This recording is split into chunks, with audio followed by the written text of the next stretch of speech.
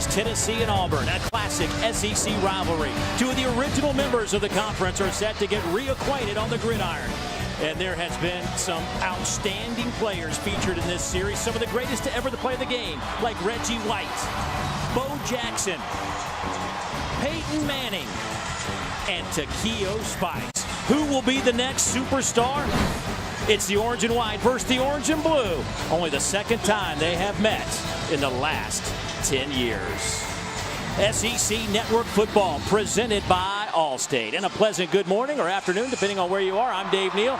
This is former SEC championship quarterback at Georgia, DJ Shockley. And DJ, here's a chance for Tennessee to snap that 11-game conference losing streak against a team that seems somewhat vulnerable. But if you talk to their head coach, he still thinks they're in the national championship picture. They got to win out, but if they do that, what has to happen? Well, the guy at the helm has to be better. He has to play with a sense of urgency. Jarrett Stidham is the guy for Auburn. A lot of talk has been about their offensive line. Yeah, they're young. Their running backs are young. But he has to will his team. You see the production from one year to the next. He has to play better, and he will do it today if he finds that run game. But Jarrett Stidham is the key to Auburn's success.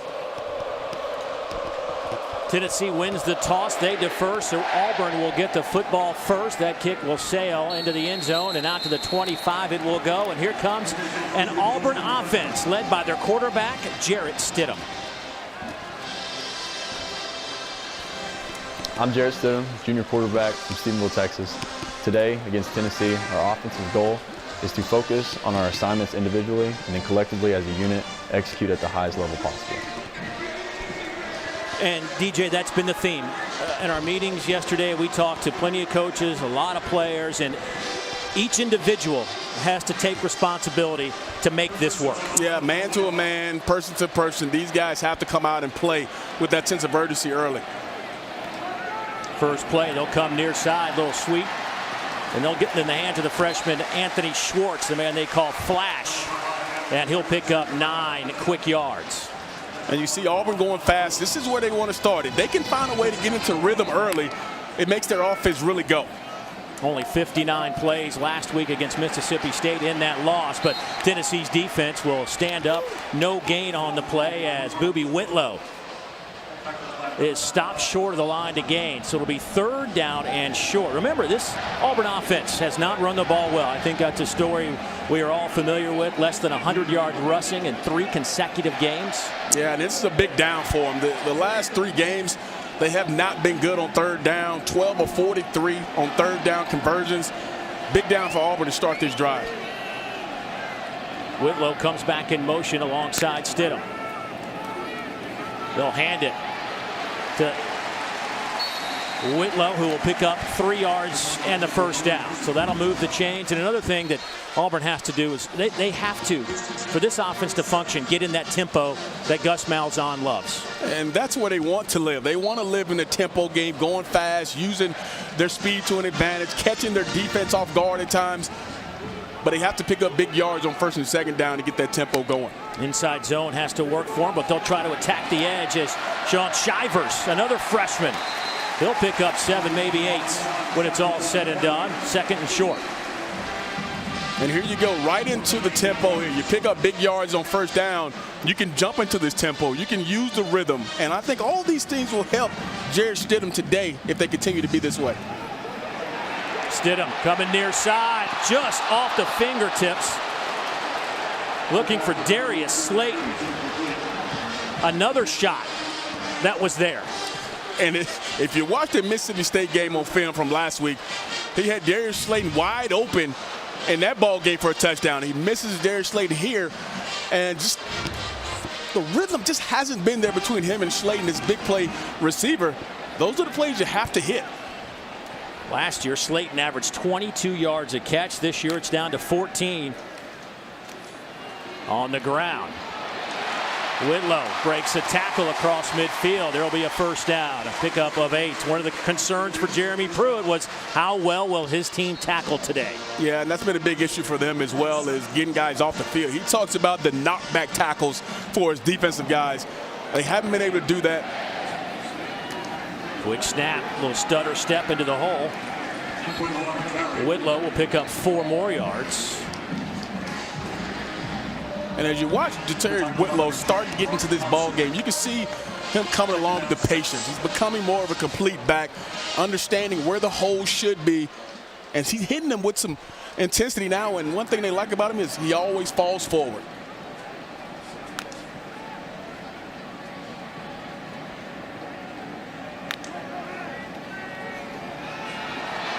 Boy, Stidham flushed out of the pocket as soon as he got the football, gets it away just in time to Whitlow. He'll pick up 3, but boy, they're talking about no time. And that's been kind of the issue up front, is the pressure up front. But you see Paul Bain getting the pressure up front on Jarrett Stidham, but you love what you like about Jarrett Stidham as far as his patience and not really panicking under the pressure of Bain. Got right past the redshirt freshman Nick Brahms at center, making just his 3rd career start. On 3rd down. A little delay handoff to Whitlow, and he'll have the first down at the 35. A pickup of 5 yards. So in this drive, they have run it 7 times. They have thrown it twice. And he's been struggling with that shoulder the last couple of weeks, and he kind of went off to the sideline there, favoring that shoulder. Something to watch as this game progresses. Cam Martin now in the backfield. They'll fake it to Martin. Quick slant across the middle. Pass is caught. Seth Williams, who they're trying to get more involved, makes his first catch of the game. Yeah, Seth Williams is another big-time player they try to get the football to. We saw him on the first play. Anthony Schwartz is a guy they want to get the football to as well. Stidham again looking to throw. Going toward the end zone. Looking for Slayton. Incomplete. Boy, this is the exact kind of drive Auburn was hoping to have. They're at 11 plays, 55 yards to start this game. And Dave, what I love most about this drive is they've had a couple 3rd down situations where they've been able to run the football. And that's been the real probably issue for this team offensively, is being able to run the football, and they're running pretty strong as of right now.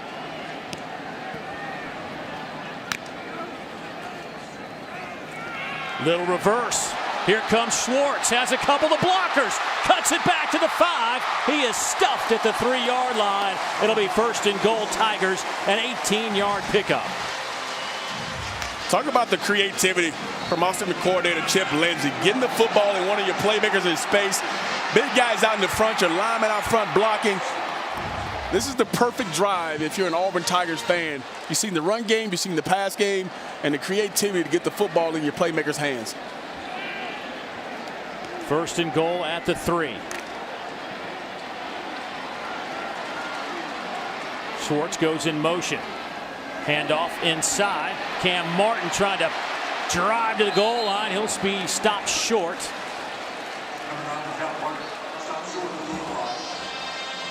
Kyle Phillips, the first one there for Tennessee.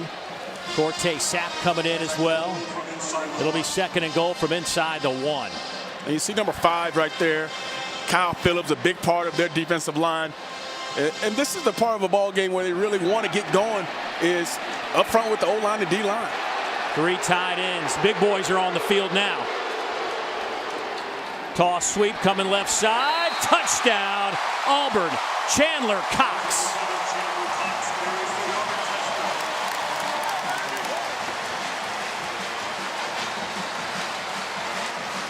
Perfect drive for Auburn. Overload on the left side and give it to your big 4-year starter there, Chandler Cox, and it's all downhill. What a perfect drive for Auburn to come in this ball game on their first drive and take it down the field and get points. Only his 2nd carry of the season for the senior out of Apopka High School in Florida. Point after by Anders Carlson is up and good. The streak continues, the longest in the country at 2:45 now on point afters made. Anthony Schwartz sets it all up for Chandler Cox. Talk about a drive. 14 plays, 75 yards.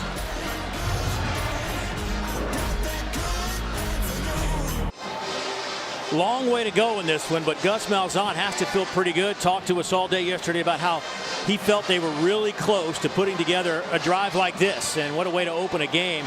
10 rushes in that drive of 14 plays, over 5 minutes off the clock, and I think most importantly they converted 3 third downs.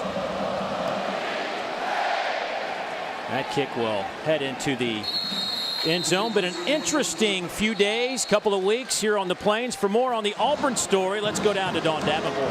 Yeah, Dave, actually been a frustrating few weeks for this Auburn football team. That frustration permeated into the locker room, so much so that senior defensive leader Deshaun Davis called a players-only meeting on Monday. He told us it was open. Everybody could say what they wanted to say, what was on their mind. That all stayed inside the room. He said what needed to be fixed was, and the team felt like that meeting led to a great week of practice full of positive energy. Guys, clearly it worked in that first possession.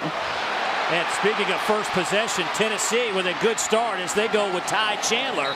He'll take it out over the 40, close to the 43-yard line. How about 18 yards right out of the gate? Yeah, another cutback run here. Another great job of the vision of this run, and tough physical run there. Getting to the third level of this Auburn defense, and not many guys are used to running through this Auburn defense like so, but he did a great job there. First down and 10 for Tennessee's offense, averaging 26 points a game. Garantano will swing it out. There goes Chandler trying to turn the corner. A flag comes in late, way after the play. Christian Tutt on the tackle, a gain of 6. Offense number 73. 10-yard penalty from the previous spot. Repeat first down. Matt Austin, our referee today, and now Tennessee will be chasing the chains. And here's the one thing that you can't do here. The tackle here right on the edge there, trying to get outside. He probably wouldn't have made the play anyway. But these are the type of things that have held Tennessee back offensively, is these penalties, and putting them behind the chains and starting 1st and 20 in this environment. It's not good for the offense that's been struggling. These offenses mirror each other. They have really had a tough time getting cranked up.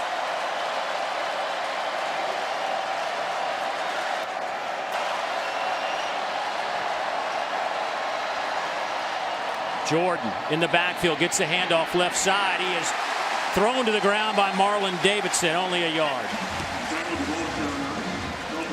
Jarrett Garantano, the redshirt sophomore, coming out of high school, considered the number 4 dual threat quarterback in the country. You see his numbers on the year.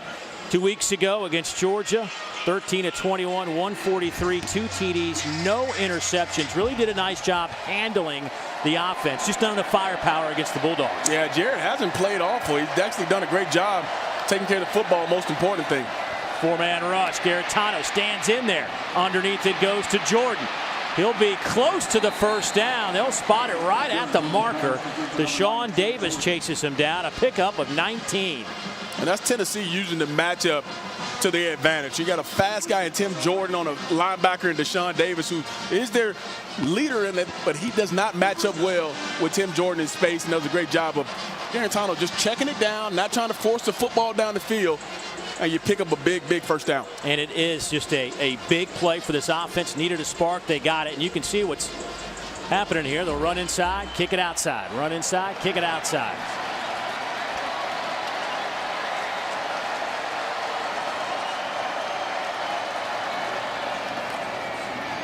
There goes Jordan. He'll have another first down. He'll be spotted at the 29-yard line. Daniel Thomas pushes him out of bounds, but 18 more yards. A big run here. Number 73, Trey Smith, right on the edge, does a great job of blocking Marlon Davidson, and now he has that edge to run around the outside, and a great job of blocking up front. Trey Smith, considered one of their top linemen, and Tim Jordan has definitely been getting it done for Tennessee and been probably the most consistent guy offensively from Jeremy Pruitt. Ty Chandler back in the game. Well, we've seen plays of 18, 19, 18 on this drive.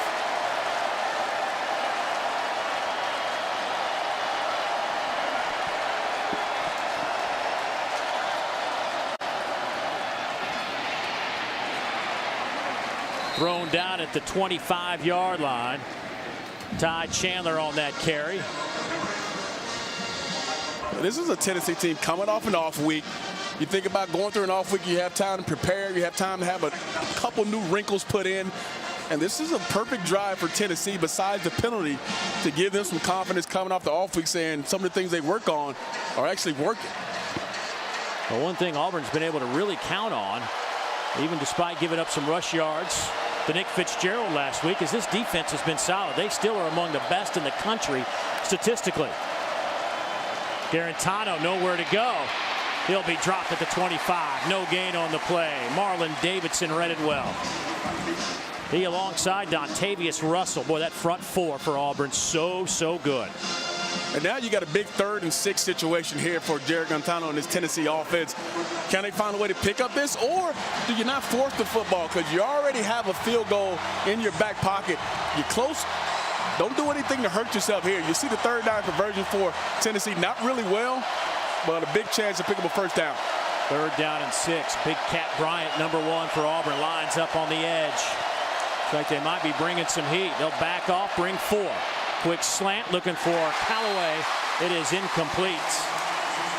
So here comes the kicking unit for Tennessee. Jamel Dean steps up there and will get credit for the pass broken up.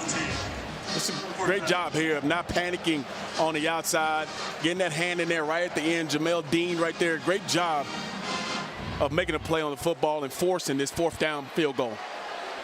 Zamaglia will step in to attempt the field goal from 42. 4 of 4 this year. Made 11 of 13 last year.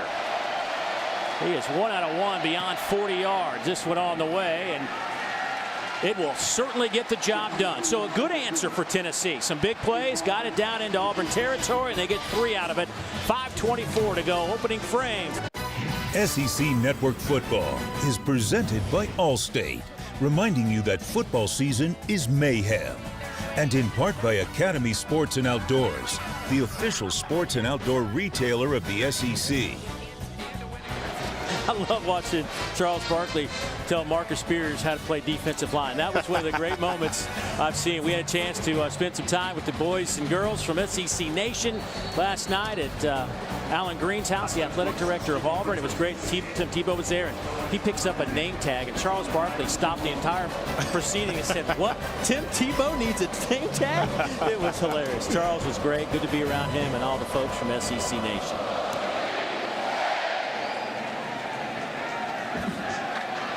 That will stay in the end zone, out to the 25-yard line. Now let's go back to the studio for an update with DirecTV. More for your college football thing. All right, Dave, Neal, how about this? Florida driving on the first drive of the game, but Felipe Franks is picked off. Then Kyle Schirmer to Jared Pickney caps off a 9-play, 98-yard drive. Vandy up 7-0 over Florida early. Wow, you just wondered, would there be an emotional letdown in your early game on the road after the excitement against LSU last week? Looks like that's coming to fruition, but a long way to go in Nashville. Malik Miller in the backfield, but Stidham will throw it near side. Ryan Davis makes the catch. They will spot him close to the 40. That'll be a 1st down. Pick up a 15. One thing I asked Chip Lindsey yesterday, would you attempt more 1st down passes to get yourself in rhythm? He said absolutely, and we see it on his first drive getting going.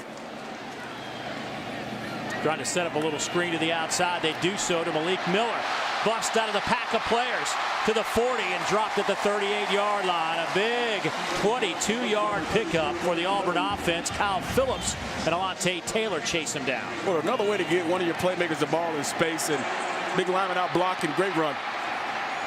Here's Chandler Cox, the fullback. He's to the 32 and walloped right there. Give him 6 yards. Helmet comes off. And this is pretty unfortunate for Auburn because they love to go fast, and the helmet comes off. You have to slow it down a little bit.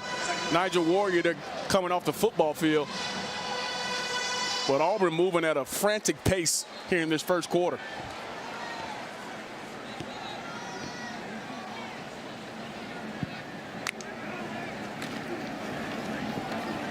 Inside handoff, Miller breaks a tackle. He's to the 20 and knocked out of bounds at the 15-yard line. 17 more yards. Missed tackle by Alexis Johnson on the inside allowed the big gain. Dave, you talked about it on the first series. The big issue for Tennessee, missed tackles.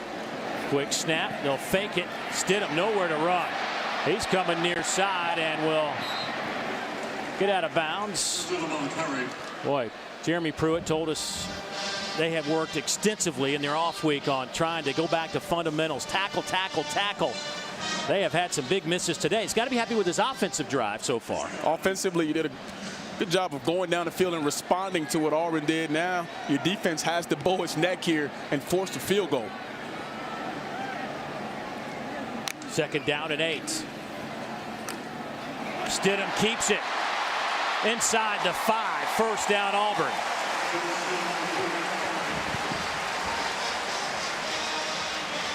Daniel Patulli making the tackle, but here they go. Quick tempo.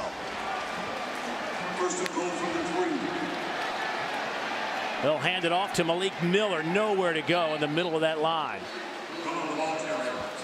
Well, we've seen positivity out of this Auburn offense already. We've seen Jared Stidham pull it a couple times and be more aggressive. We've seen him try to force the football down the field. The run game has been really productive. What you work on from one week to the next is definitely transferring over for Auburn here in these first 2 drives. Gus Malzahn now in his 6th year at Auburn. 10-4 last year, 7-1 in the conference. They'll pitch it to Miller. He is bottled up and nowhere to go. Maybe a yard. There's Paul Bain making the play. Former walk-on who earned a scholarship right before the season. You're talking about bowing your neck. Tennessee, Auburn's run up and down the field these first 2 drives, but now a chance for you to get off the field and force this field goal attempt if you can stop them here on a big 3rd and goal.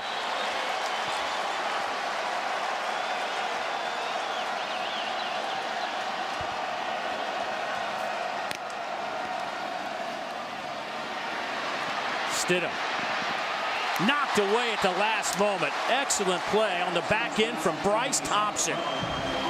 And here comes the Auburn field goal units.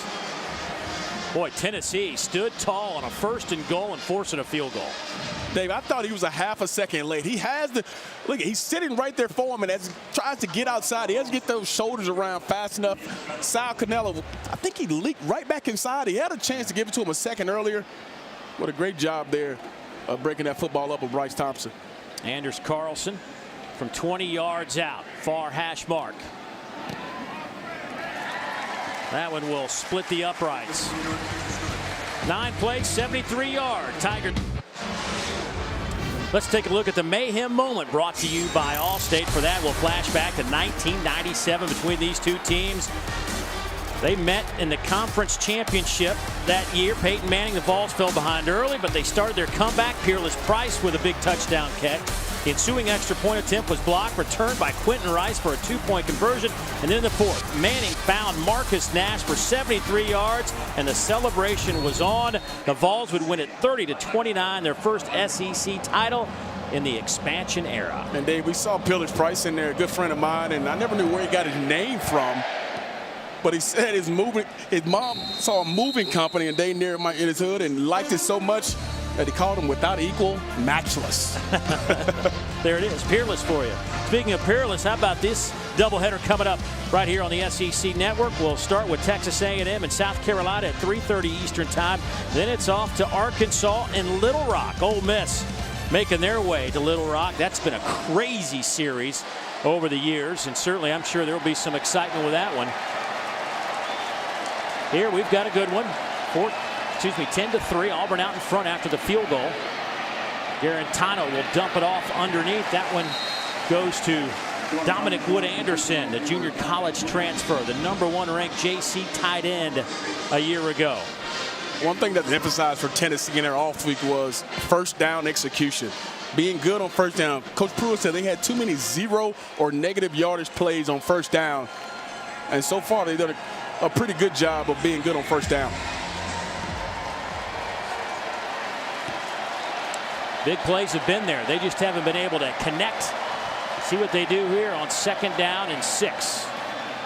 Straight ahead handoff. Boy, nothing is there. Marlon Davidson, the first one there on that crew. He just went nose to nose with Chandler. Marlon Davidson, one of the players on their team they love because of his active at the defensive line. Very active up front. He does a great job of getting upfield. He's a very physical player. And they've done a great job, a pretty good job for Auburn so far.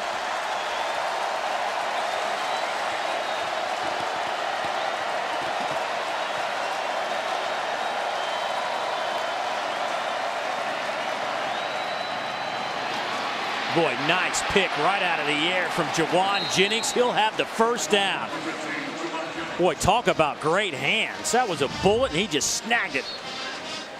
One of the more sure-handed players Tennessee has from the wide-out position. Talking about the size of it, 6'3", 221 pounds. Big physical receiver on the outside. Wasn't afraid to go in the middle and snag it for a big first down on third down.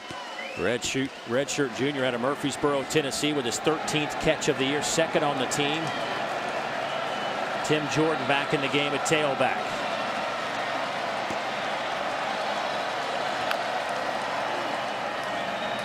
Boy, plenty of time to throw. Boy, miscommunication out there on the far side. Cedric Tillman, the freshman, tangled up with Jamel Dean. We talked to Coach Pruitt and we asked him, what did you like about your offense? What are some things they do really well? He talked about the ability to challenge balls, as we just saw Jawan Jennings do there. Really good in 50-50 chances when the ball's in the air. It's going to be a physical game today, and those receivers are going to be a big part of it in the run and pass game.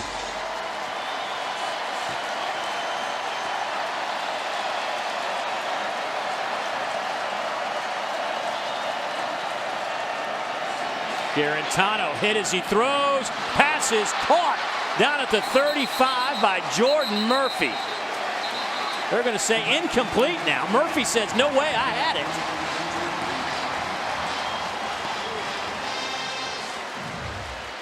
We get a good angle at it right here. He does a great, well, look at him go up and get the football. Does he control it all the way through to the ball? You can see the ball hit the ground right there. Great call by the back judge there. Jeremiah Denson with the big hit. Denson was huge last week. 15 tackles from his safety spot a week ago. Third down and 10. Bringing some heat. Garantano gets it away. Oh, Callaway goes up to make the catch. 30-yard pickup. And we just talked about it. Going up on Jamel Dean on the coverage, challenging the football in the air, the 50-50 chances. And look at him attack this football at the highest point. And able to get 1 foot, 2 feet down. That's good on Sundays, Dave.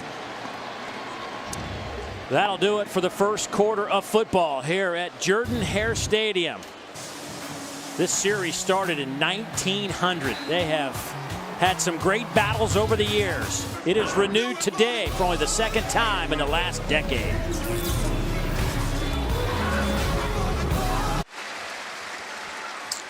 Watching SEC Network football presented by Allstate, and that guy just brought us one of the highlights of the day so far. Marquez Callaway with a great catch. On third down, they pick up 30 yards. He's their guy, leads them in receptions. Still looking for his first touchdown catch of 2018. That'll set up Tennessee. First down and 10 inside the 35. Boy, Garantano, a little throwback, just threw it up in the air for grabs. And it found a little hole in that defense. Well, we had a chance to ask Marquez Callaway what we should expect today. My name is Marquez Callaway, junior wide receiver from Warner Robins, Georgia. Today against Auburn, our offense's main focus is play with discipline and toughness and make explosive plays. Well, I'd say he's right on cue after that last reception. An illegal substitution against Tennessee will back them up 5. That was a late flag. So now it'll be second down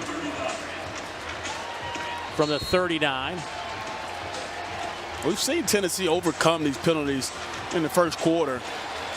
They cannot hang their hat on trying to make those big plays to overcome it.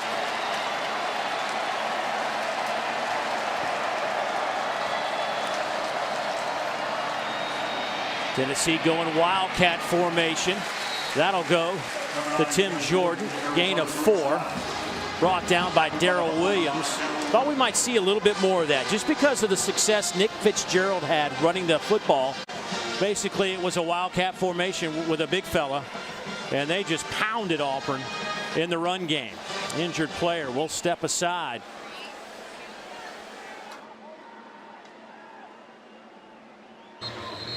Well, redshirt sophomore left guard Jameer Johnson, who has started every game at that spot, being helped into the medical tent area behind the bench. Jerome Carvin, who started the last 4 games, is back on the field at guard. Gus Malzahn hoping that he could flip the script a little bit and own some time of possession, run a lot of plays. They have done that so far as we've played a quarter and change so far. And one thing Auburn wants to do offensively is get between 75 to 80 plays a ball game. With the tempo and the rhythm that they're playing with now, there's a pretty good chance that it can get that high. So 3rd down and 11. Ball sits at the Auburn 35. Need to get it inside the 24-yard line for a first down. Boy, a little cut back there from Ty Chandler, but not a whole lot of room to run. He'll fall forward to the 31. Jeremiah Denton coming up to make the play, and here comes the kicking unit once again for Tennessee. Interesting call. You can see offensive coordinator Tyson Helton wondering, we're in field goal range. Let's not do anything to get a sack to force us back anymore. You run a draw to help your field goal unit. Pretty decent second drive for Tennessee if they can come away with points. Maglia hit from 42, his first attempt. This from 48. Blocked. It's loose at midfield. Out of bounds. It'll belong to the Auburn Tigers. Marlon Davidson does it again. He blocked a kick for Mississippi State, and he does it again a week later. 2 weeks in a row, you come up with a big play to stall Tennessee for getting points on the board, and those are momentum shifts right here. Right in the middle of your screen, gets that big paw up. Great job getting upfield. Wow. That defense has something to build on now, forcing Tennessee to get no points on that drive, and you can see the excitement from the Auburn sideline and Gus Malzahn.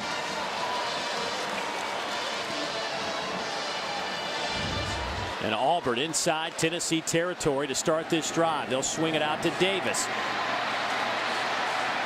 Davis pushed out of bounds on the far side. Will Ignat pushes him out after a gain of 6. Because of the success on first down, you ramp up the tempo. Jarrett Stidham seems to be in a good rhythm here in the first half.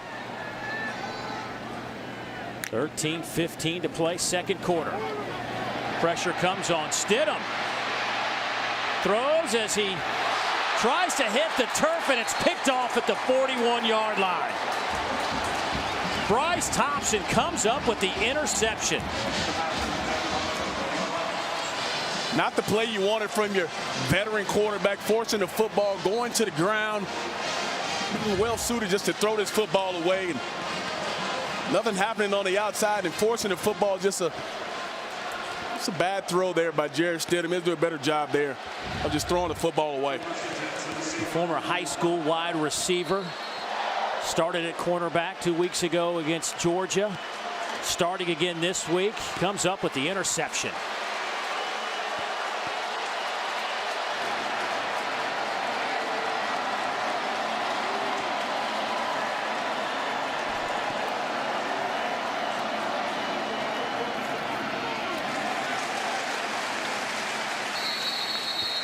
Couple of yards on that carry. Let's go down to Dawn.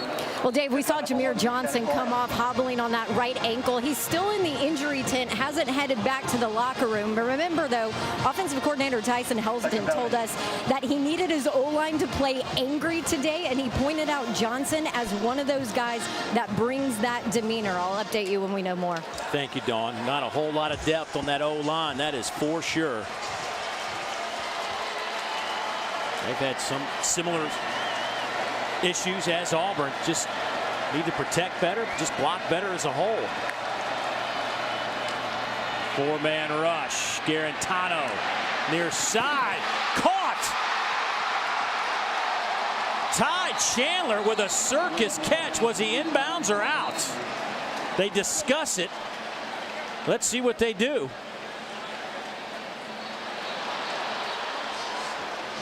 Got a flag down in the backfield. We just pick up the flag. Ineligible receiver downfield. Offense number 84. Player was covered up by a wide receiver on the line of scrimmage. With a 5-yard penalty. Repeat second down. Oh, boy. Take it away. If it was inbounds, that would have been a heck of a catch from your running back.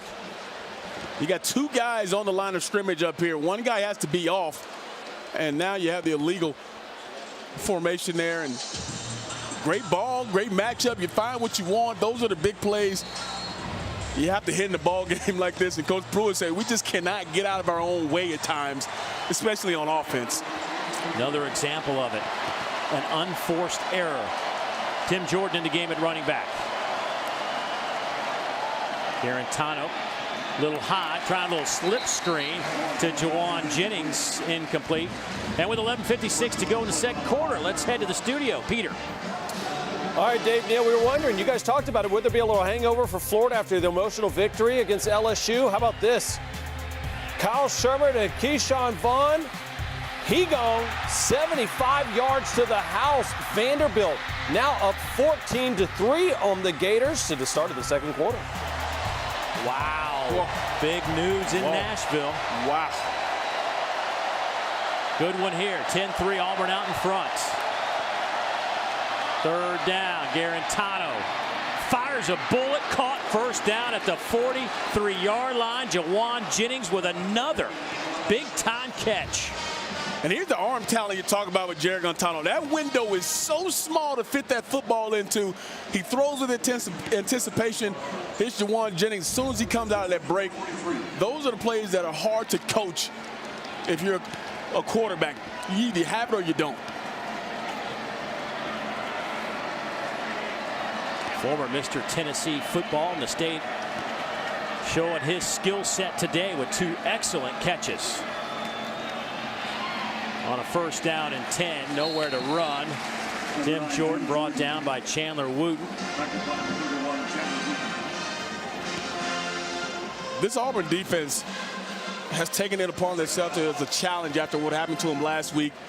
Around the country, they're known as a defensive front that doesn't allow you to run the football, been very stout, and they're still number 6 in the country. But this defense was a little exposed last week by Nick Fitzgerald. Nicky Fitz has exposed a lot of defenses.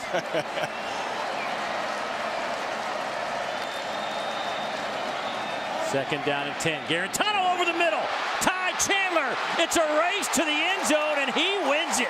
42 yards.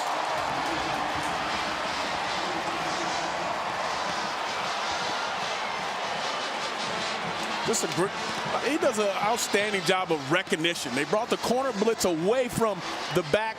Nobody picks up Chandler running right through the middle. And what a response there. After getting the field goal blocked, to getting the football back after the interception. Pretty big response.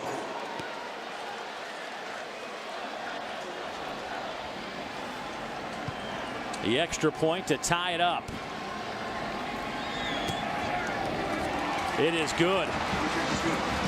10-10 our score. 10:44 to play in the second quarter. Here's Ty Chandler. You get coming off the edge. He runs right through the middle. Nobody takes him as he goes through the middle of the seam. What a big-time throw and recognition by this offense. And tied all up here. Jordan Hare, 10-all.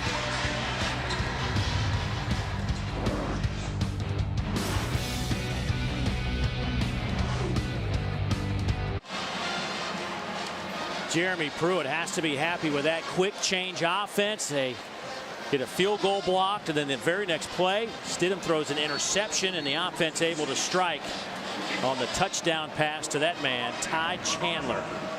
And we are tied at 10. Remember, this Tennessee team played Georgia pretty well. They were only down 12 late in the third quarter, and Georgia stepped on it for a couple touchdowns. A short kick Bobbled and dropped. Oh, boy. Boy, the emotion on that side of the field right now. Jeremy Pruitt talked about it post-game yesterday, loves his team's attitude.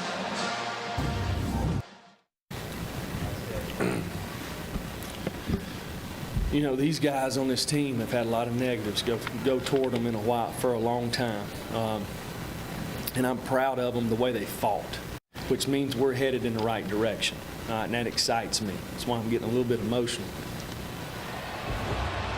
That was after the Georgia game, and you could tell that he loved the way his guys fought and fought and fought with the #2 ranked Bulldogs. And they're bringing some of that fight here to Jordan-Hare Stadium, a gain of 3. Let's go down to Dawn. Dave, I talked to some of the Tennessee players about the show of emotion from their coach. They told me it really resonated with this team. They knew how much their head coach cared about them on and off the field, but they said to see that publicly, that support of them, it sent a vibe across the entire team, and they called it inspiring. They have hung in here today. With 10 minutes to play second quarter, Auburn had a great opening drive, 14 plays. Stidham all day to throw, but comes near side. Shivers met at the 10 and dropped right there. Big hit from Nigel Warrior, a loss of 2. Jared Stidham not forcing the football, being a little patient, and you coming up talking about making a hit. This defense is fired up. This team is really excited.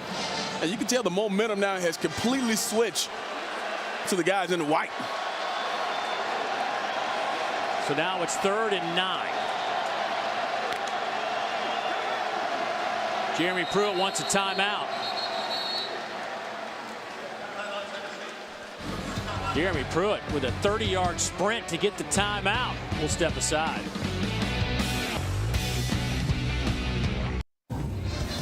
Been some great matchups between these two teams over the year. In 1985, Auburn was ranked #1, led by Heisman Trophy candidate Bo Jackson. But Tennessee rolled to a victory, though. Tony Robinson racked up 259 and 4 TDs. Tennessee also ran for 220. They actually held Bo to only 80 yards on 17 carries. Tennessee would shock Auburn 38-20. Tennessee would finish 9-1 with 2 ties, went 5-1 in the SEC. Auburn went 8-4, 3-3 that season. You see the numbers in this series, 53rd meeting. They don't meet that often anymore due to the expanded schedules, and first time they have gotten together in 5 years. Stidham, high throw, what a catch out there on the far side. Seth Williams making an outstanding high grab, 15 yards. And once again, we see a big play on first down that brings the tempo. Bailey Buchanan on the coverage. Going up and getting the football. These receivers are playing with a different edge today on both sides of the ball. Stidham thought about throwing it, keeps it. That had to be a broken play. I'm watching Malik Miller run through the hole, and he's just looking around. I think you're right, Dave. He wanted to sling it out to Ryan Davis as well. Another chance for the run pass option, and maybe just didn't like it. But I like the decision of going to pick up 3-4 yards. Now you're in a position to help yourself on second down. Turn a negative into a positive, right? Oh, yeah. I try to tell that to my kids, but they're having a tough time. Inside handoff. That'll go to Whitlow. He'll drive for 2 hard-earned yards, and now you're looking at 3rd down. Let's call it 4. Well, I know Auburn's excited to have him back on the field. We saw him earlier kind of a little going with that shoulder, feeling not too good about it, but see him back in the ball game. But now you have a 3rd and 4. The offensive playbook is open for Chip Lindsey if he wants to throw it or run it.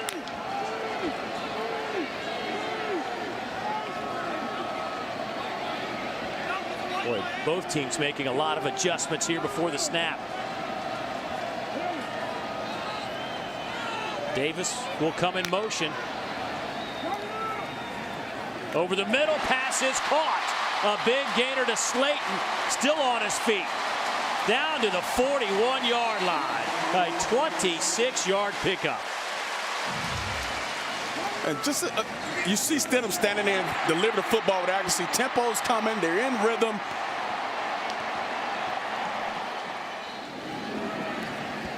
Handoff left side. Whitlow.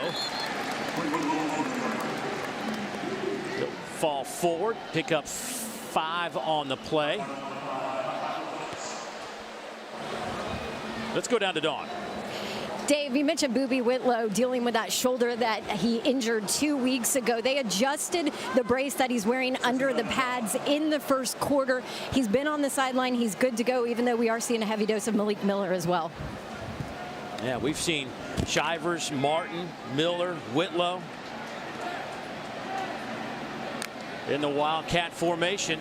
They'll snap it. Here's a little reverse to Stidham trying to throw, and it's picked off. Picked off and dropped at the 40-yard line. Jonathan Kongbo, the defensive end, doesn't get any easier than that for the big fella. I mean, he could have easily just went over and just handed him the football. Another terrible decision by Jarrett Stidham. And this is the similar play they ran last week where they had Slayton wide open on the double pass. It's not there. He gets a little pressure. And sometimes it's just good just to eat the football and not throw it into – that's a bad job of throwing the football. That is twice today for Stidham where he has just tried to make something when he should have just hit the turf with it. And it's so weird to see it happen from a guy like Stidham, who's played so much football. He's got so much experience. These are the plays that are going to haunt you in big games. Short field now for the Volunteers. They'll hand it to Tim Jordan, and he is wrapped up immediately by Nick Coe. That'll be a loss of 2. Another tackle behind the line. And this Auburn defense among the best in the country at TFLs.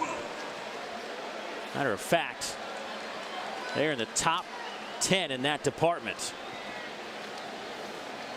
And the other thing it does, it puts your defense in a sudden change situation. Now they got to come back onto the field and go really fast and try to get a stop for you. Last time wasn't so good. Can they come up with a stop this time? Second down.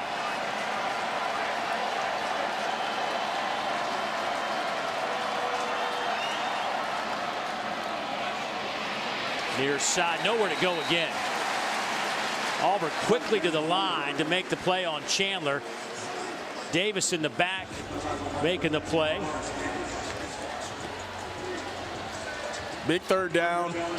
We saw last time in a similar situation, they ran the draw just to help the field goal that ended up being blocked.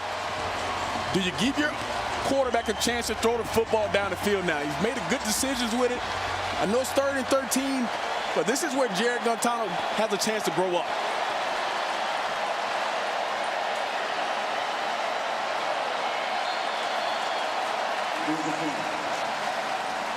False start. Offense number 4. 5-yard penalty. Still 3rd down. Another self-inflicted wound. That'll back him up 5. And it's pretty lengthy now at 18 yards to pick up that first down. Not many plays in the playbook for 3rd and 18. Now you're looking to find yourself where you can get in field goal range now.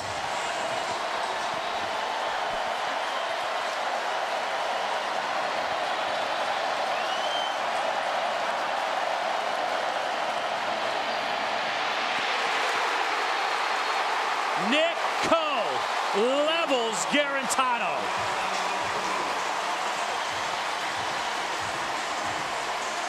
Your big D line coming up, making a big play for you on 3rd and 18, beating Trey Smith around the edge. Trey Smith, he's coming off the edge right here. Does a great job of beating Trey Smith here. Use the underneath move, comes around on the what we call a TE stunt. Big job by Coe, forcing a big punt from Tennessee. 2.5 sacks on the year for the 6'5", 282-pound sophomore. Timeout on the field. Back in a moment.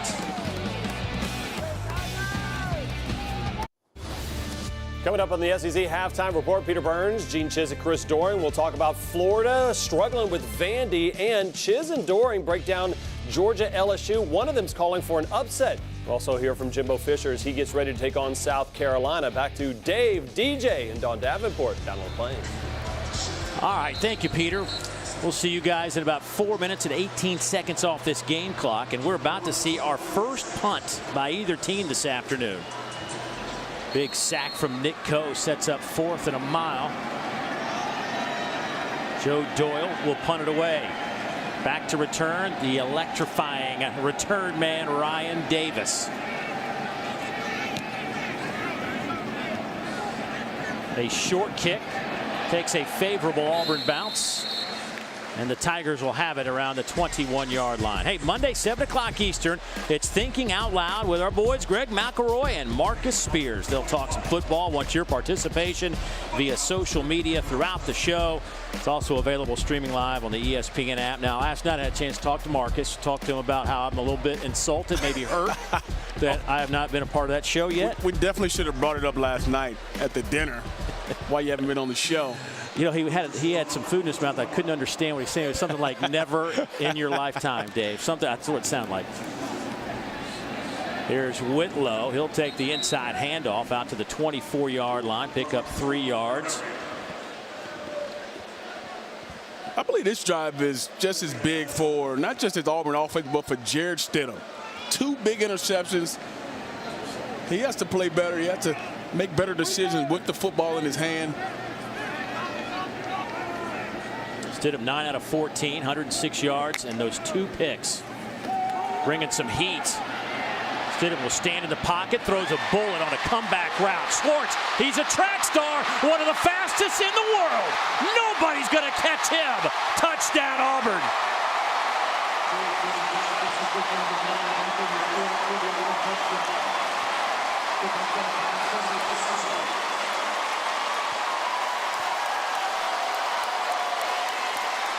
"76 yards, and once he turned the corner, bye-bye." That is speed on speed on speed. It's like Theo Jackson had the angle, and he just outruns him. Flash is what they call him. Scorch is what I think we should call him now, how fast that was. Anthony Scorch.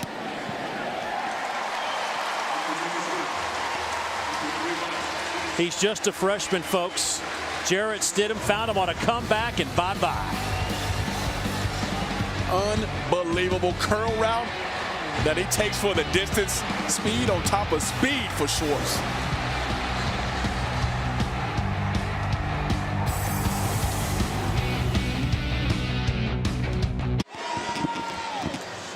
The true freshman out of Florida went to American Heritage High School. Didn't really join the team until August because of his track skills. And folks, when I say he's one of the fastest in the world, I'm not kidding. You see his 10.09 100-meter time. It's best in the world this year. I mean, that is something else to watch him run. These 2 QBs in this ball game, yards per completion, Tennessee 20.2, Auburn 18.2. Kickoff will sail into the end zone. Let's see how Tennessee responds. They've had a lot of emotion here in the first half. They've answered for the most part this afternoon. Down 7, 3:26 to go on the clock before halftime. Coach Pruitt mentioned not allowing Auburn to take the top off the defense. That's hitting a big throw down the field. And you usually think of that as a go route or a post route, but not catching a curl and breaking a tackle and going for 65. That's a big momentum swing for Auburn. They'll start on the far hash, 25-yard line.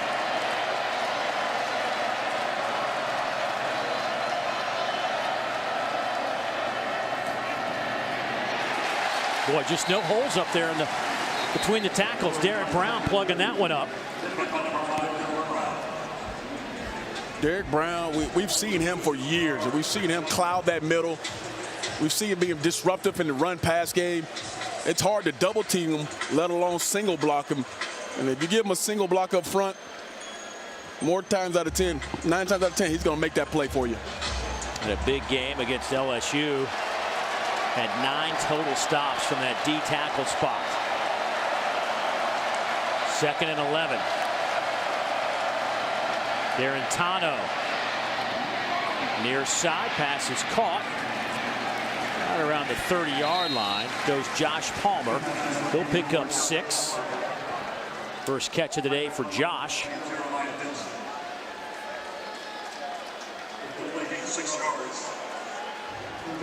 With Auburn still having a couple timeouts in their pocket, a little bit over 2 minutes to go. This is a big third down play. If you don't pick up this first down, Auburn have a chance to get the football back with plenty of time.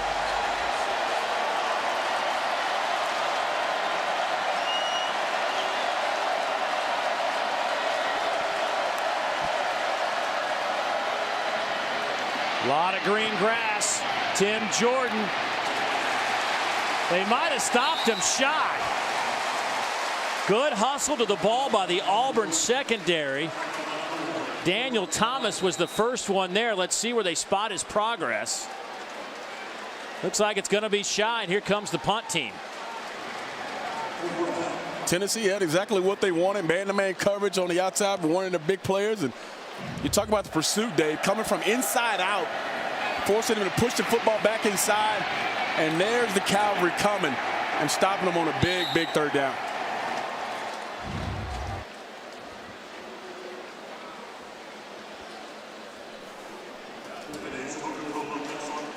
Auburn will take a timeout. Save some time with 1:47 to go before halftime. We'll be back.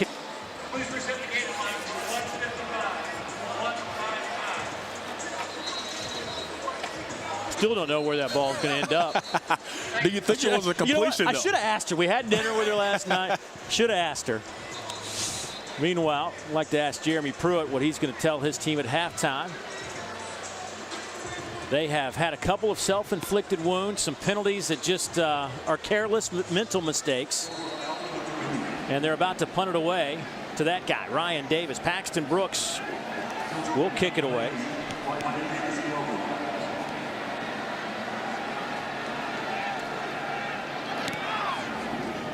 Excuse me, Joe Doyle punts it away. Inside the 10, down inside the 5. It'll be downed at the 2-yard line. 64-yard punt. Boy, the redshirt freshman averaging over 42 yards a kick. His 6th punt this year, over 50 yards. But here's a look at our quarterback comparison. Stidham today, 10 of 15, but it's had 2 really bad throws. Yeah, those 2 interceptions are really the key to the ball game. And other than his receivers making some plays for him, those 2 big interceptions are what's really held him back from having a really good first half. Garantano's looked pretty sharp today. And he's done that all year. Yeah. He's been very consistent for him. Just need some guys to help him out at times. So we'll see what Auburn's thinking here on first down. They'll go handoff left side. Whitlow will pick up 3 yards.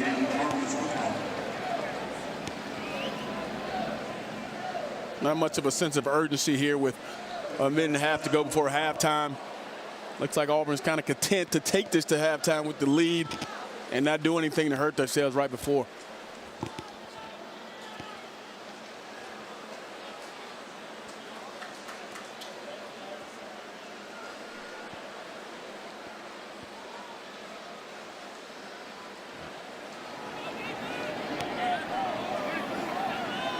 Play clock down to 5.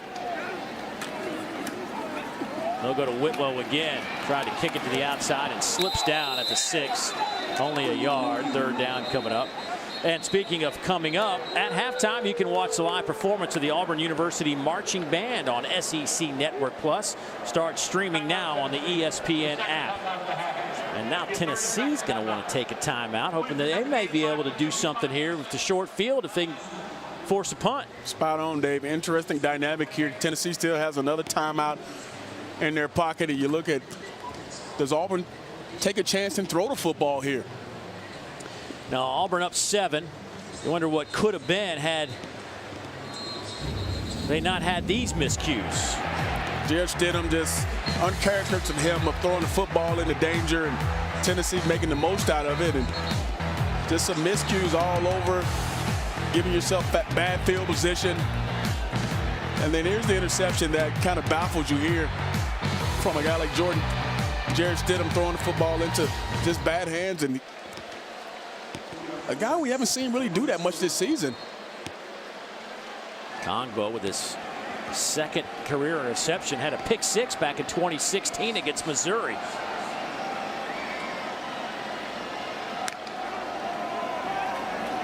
Stidham looking to throw out of the end zone, little sidearm sling. That'll stop the clock and force the punt team on the field.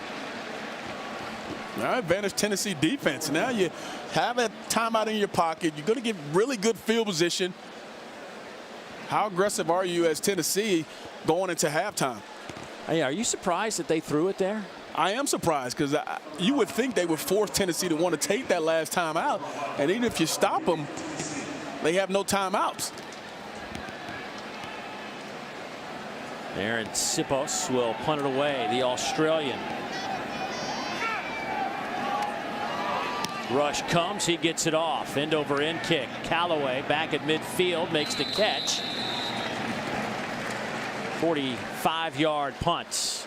Next Saturday, 10 a.m. Eastern, the SEC Nation traveling pregame show will be in Knoxville for #1 Alabama and Tennessee. They'll break down everything from the gridiron to the grill in Week 8 of the college football season right here on the SEC Network, also streaming live on the ESPN app.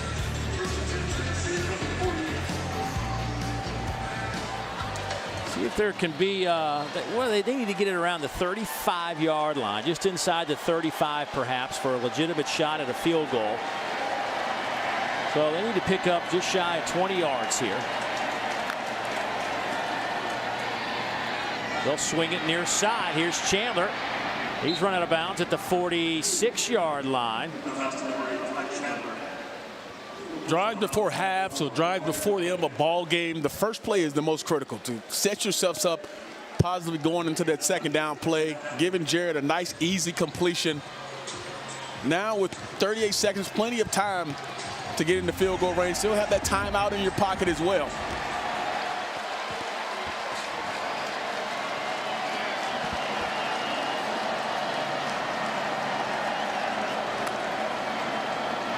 Pressure comes. Garantano down the middle looking for Jennings. Incomplete. Good coverage on the back end by Jeremiah Denson, who was stride for stride with Jennings. That'll stop it at 33 seconds. Boy, Dominic Wood-Anderson back around the 25-yard line. Their tight end, a really good one, is having to limp off the field. I saw him grabbing his quad.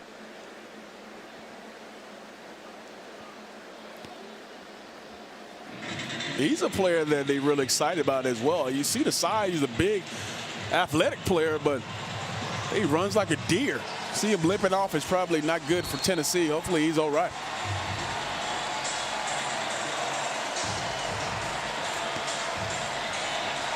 So the #1 ranked junior college tight end in the country heading to the bench with 33 seconds to go. They'll go 3-by-1, 3 to the far side. Garantano and an empty look. First down at the 35-yard line. A pickup of 10. 28 seconds to go. You see the concise throw there, knowing where to go with the football. Great play call there to get him going. To the outside. That pass is caught. Jordan Murphy backpedals out of bounds. 22 seconds.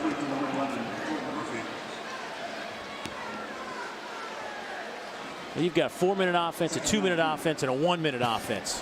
And this 1-minute offense looking pretty crisp right now for Tennessee. It is, and Auburn's they're playing lots of off coverage, giving Tennessee exactly what they want, and looks like the last play is going to be challenged.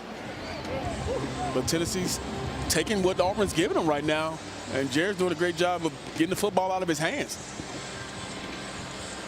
Let's go back to that reception by Murphy. Yeah, it looks like he was sliding back into it. Looks like that right foot is down to me, Dave. Because you have complete control of it.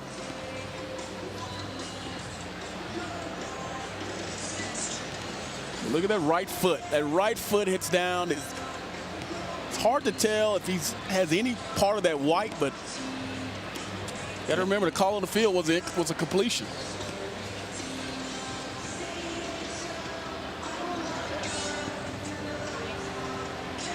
And it looks like a completion from here. You see the line judge, he's right there, he's on it.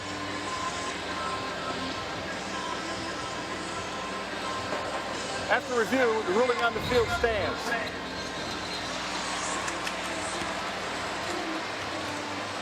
So it'll be second down from the 29-yard line.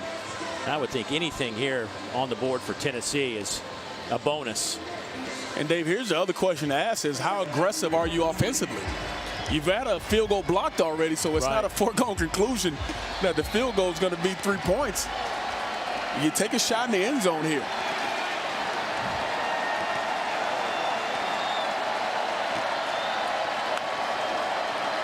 Davis on a blitz. They pick it up. That ball's batted and tapped and knocked to the turf. Oh, that was close. The big boys up front almost had themselves an interception. Big Cat Bryant getting in there.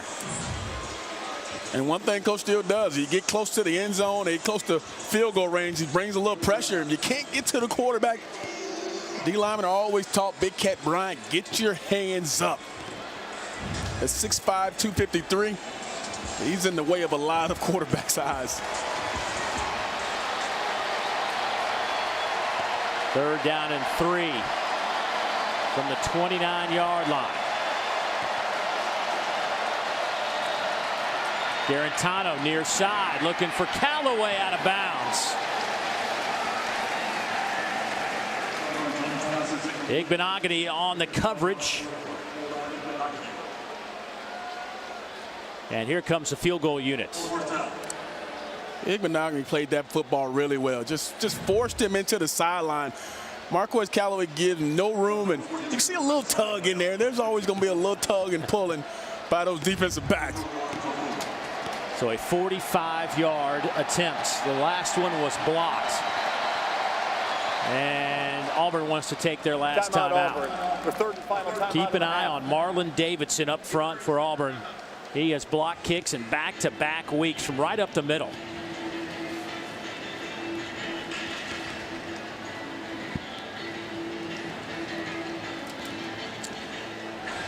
Well, we got the timeout. Gives us an opportunity to take a look at Fansville, which is brought to you by Dr. Pepper.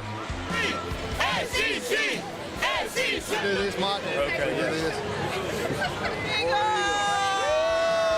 Dave, I saw that guy had some of your overalls on. The checkerboard ones, yeah? I let him borrow. Great crowd. It's fall break here at Auburn, so many of the students home. But quite a bit of them have turned out for the game today on a gorgeous afternoon. We were here 2 weeks ago, had an almost 3-hour lightning and rain delay. So glad to be playing some football in the sunshine.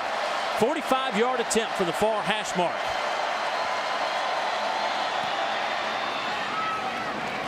And it is right through the uprights. Tennessee will take the 3, cut it to 4, and 7 seconds remain on the clock. That's pretty big there, Dave, especially to get it before halftime. Give you something positive to go into halftime with. Far cry from what we saw Jeremy Pruitt the last time we saw him. He was pretty angry with the outcome, but his team has come to play today. Both sides of the football getting after Auburn. Auburn, a couple miscues here and there. This is a team that's ever evolving. Remember, there are 10 guys who are starting that weren't even there in the spring. Many of them weren't even there until the very beginning of fall practice. So you're talking about, half your team really trying to settle in. And here we are at the midway point of the season. And, they still are deficient in a lot of areas, but certainly guys starting to feel more comfortable in their roles. Perhaps saw a little bit of that last 2 weeks ago against Georgia. And one of the best comments I heard from Jeremy Pruitt was they have guys with ability but no confidence. And they know what to do but just don't have the confidence to get it done. And today it seems like those guys are playing with a lot of confidence today. Paxton Brooks will kick it off. Short kick. Fair catch called for and taken by Chandler Cox. These two teams meeting for the 53rd time, seeking their first victory since 1999 against this Auburn Tiger team. Remember in the 80s, these two teams dominated the conference. They won 6 SEC titles from 1983 to 1990. Wow. And the league expanded, of course, in '92, and schedules got all shifted around, and they just haven't had a chance to meet that often. So it's good to see them on the field today. And what has been a good first half of football, very competitive. 17-13 our tally after 30 minutes of football. Jared Stidham, 10 of 16, 182. Garantano, 11 of 19, 155. Total yards for Auburn, pretty impressive at 290. And Tennessee has put up 194 yards of offense. Let's go down to Don. Well, Coach, 2 interceptions from Jarrett Stidham, but almost 300 yards of total offense. How would you assess what you got out of that? I think you just said it. You know, the 2 interceptions or the 2 turnovers are really the key, or we'd be winning this thing by a lot more. We got to do a better job protecting the football. I think we've been in a rhythm offensively. We need to continue that in the second half. Defensively, gave up a couple of explosive plays. What's the adjustment on the back? Yeah, we just got to clean it up. You know, they have a week off. They had a couple good schemes. We need to adjust at halftime. Thank you, Coach. Thank you. Thank you, Dawn. So our score here at the break, Auburn 17, Tennessee 13. Time for the studio. Let's get it to the guys and their fearless leader, Peter Burns. You're watching SEC Network Football presented by Allstate. 17-13 Auburn out in front, the 21st ranked team in America getting all they want from Tennessee after one half of football. Dave Neal back alongside DJ Shockley. And DJ, if you're Auburn, you're up 17-13 here, but what is going through Gus Malzahn's mind right now? I think he wants to find a way to establish that consistency with his offense. Obviously, they've been up and down. They had a mixed bag. Jared Stidham has a couple interceptions, but they ran the ball really well. They've been good on the perimeter runs. They have to find ways to take care of the football here in the second half because they cannot afford to give Tennessee extra possessions. On the flip side, if you're Jeremy Pruitt, you got to feel good. We're in this. My quarterback's playing pretty well today. My guys are making some plays. Yeah, and Tennessee has come in and they've been, I think, the more dominant team up front. They've pushed the pocket. They've done a great job of throwing the football down the field, creating explosive plays. And like you said, Jared Guntano has done a great job taking care of the football. He has to do that here in the second half. And Tennessee will get the ball first to start the second half.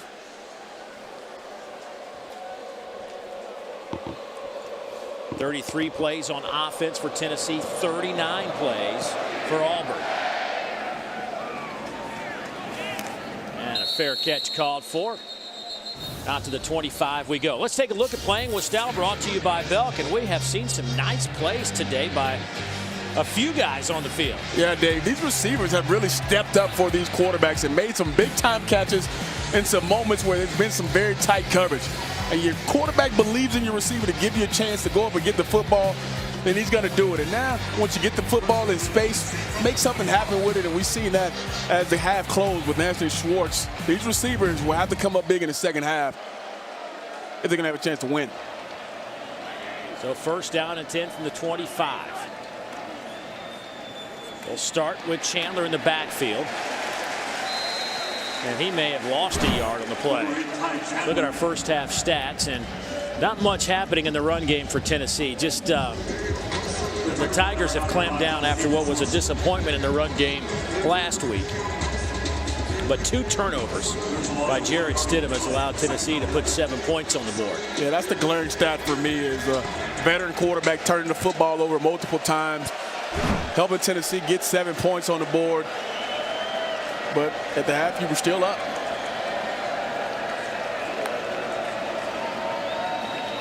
They'll swing it out here to Chandler. Cuts it back to the middle of the field, and he is chased down by Marlon Davidson. Let's go down to Dawn. Well, Dave, we are not going to see Tennessee tight end Dominic Wood-Anderson back on the field. He is done for the day with a lower body injury. I talked to head coach Jeremy Pruitt. He's not a happy ball coach. He said his message to his team, the same as it is every single week, we have got to execute. But he said we shot ourselves in the foot offensively. We have busted coverage. We leave a guy open. Guys, he's challenging his team to be better here in the second half. Just clean it up. Heard that quite a bit from him this week. Going up top, pass is caught again by Callaway. almost identical to what we saw in the first half. Javaris Davis back there in coverage, but a 25-yard gain. You can't say enough about where this football is. Look at the ball placement. The little back shoulder throw where his receiver can come back and get the football. Javaris Davis unable to locate the football, but another big-time throw from Jared Guantano. Callaway is a playmaker, 6'2", 200 pounds, a junior out of Warner Robins High School in Warner Robins, Georgia. Boy, it looked like there was a little bit of a hole, but just as quickly as it was there, it was gone. Derek Brown steps in to hit Tim Jordan. He's almost unfair to block up there. He has such a presence, such a quick first step. His ability to be strong but also athletic up there is a dangerous combination for a defensive tackle of his size. So second and long again. Boy, Tennessee has faced this second down and long twice on this opening drive of the second half.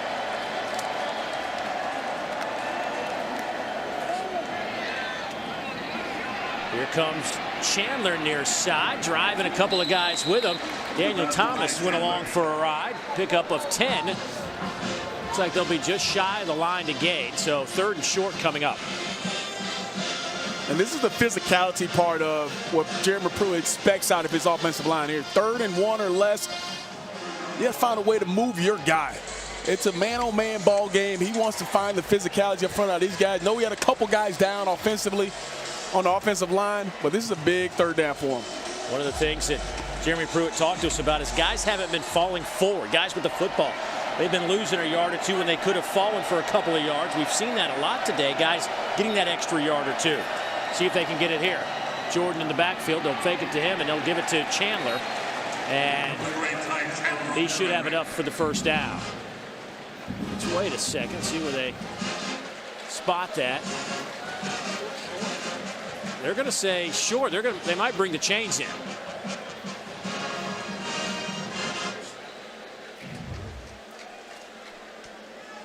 They tried to hit a little quick hitter here, and it's what you talked about. Nobody really falls short.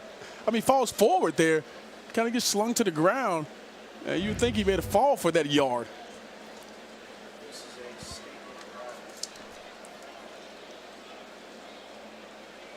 Boy, they're going to be half a yard.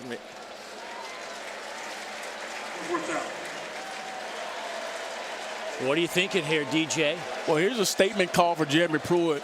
On the road, you're playing pretty good football. You got a chance. It looks like he's going to keep his offense on the field. I would as well.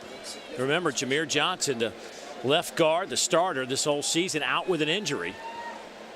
Got banged up early in the first half, so down one man on that O-line. He's going to send the offense out on the field on a 4th and short.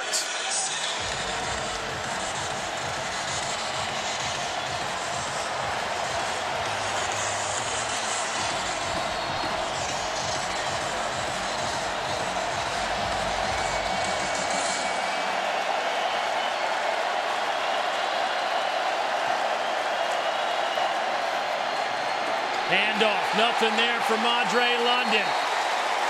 Never could get started.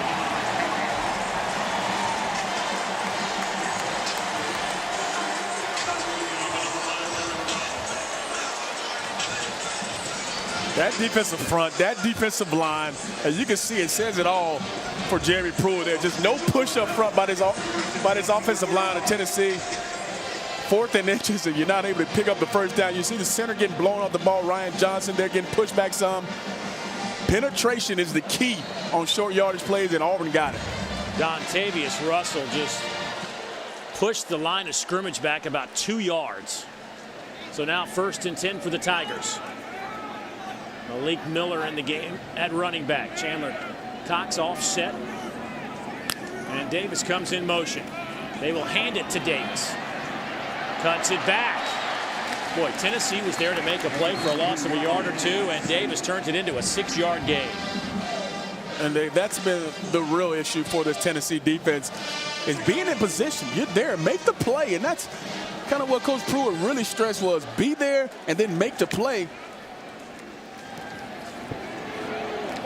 Trying to set up a little screen to the outside, but Tennessee all over it. Slayton made the catch, but will lose 3 yards.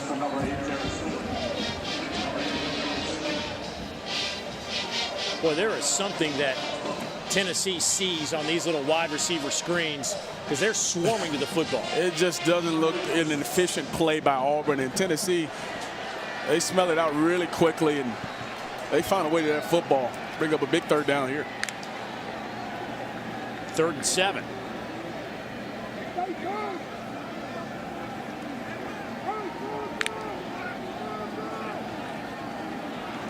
Stidham has time over the middle and almost intercepted off the deflection.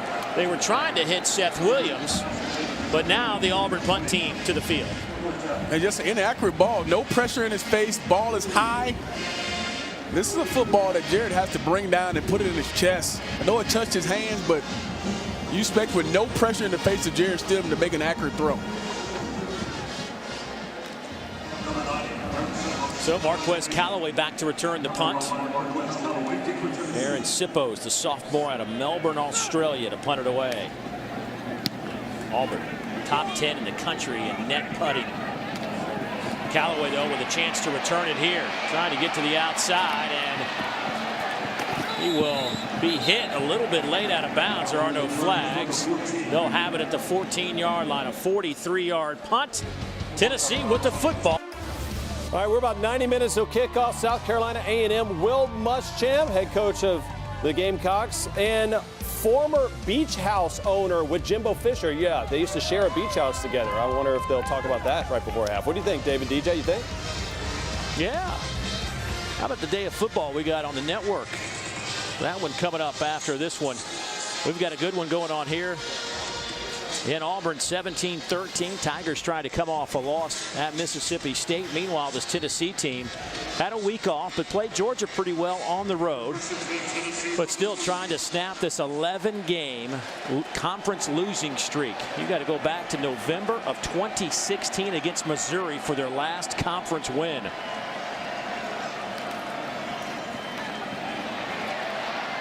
Boy, the run game, it is hard to pick up a yard. Ty Chandler will scooch forward for about 4, but it is not easy in between the tackles. Yeah, and the run game is what they're trying to get back to. The yards per rush right now, Tennessee is 2.1 yards per rush. Auburn's a little bit over 4 yards.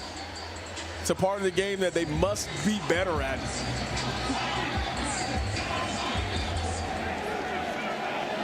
That front 7. Davidson, Russell, Brown, Coe, Davis, Williams, just monsters, grown men.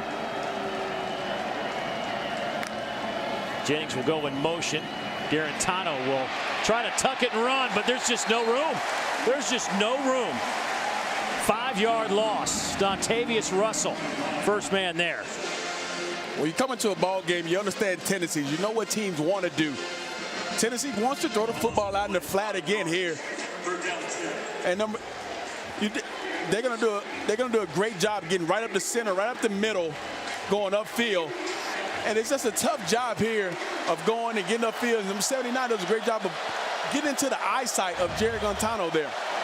Russell doing all that with a big old club on his right hand as well. So now 3rd down. Trying to set up a little screen to Jennings. He's got some room out to the 25, and that'll get him to 1st down. Pickup of 11. And we've seen the difference. We talked about Auburn on the other side trying to run this tunnel screen and not being successful. Tennessee has been really successful throwing the football inside to Jawan Jennings on that tunnel screen. He's made some big-time catches and even bigger on 3rd down. It has been a roller coaster ride for Jawan Jennings, but things seem to have settled down for the youngster who missed almost the entire 2017 season with an injury, then was briefly kicked off the team. When Jeremy Pruitt got the job, they brought him back on, and he has been an excellent teammate, according to his head coach.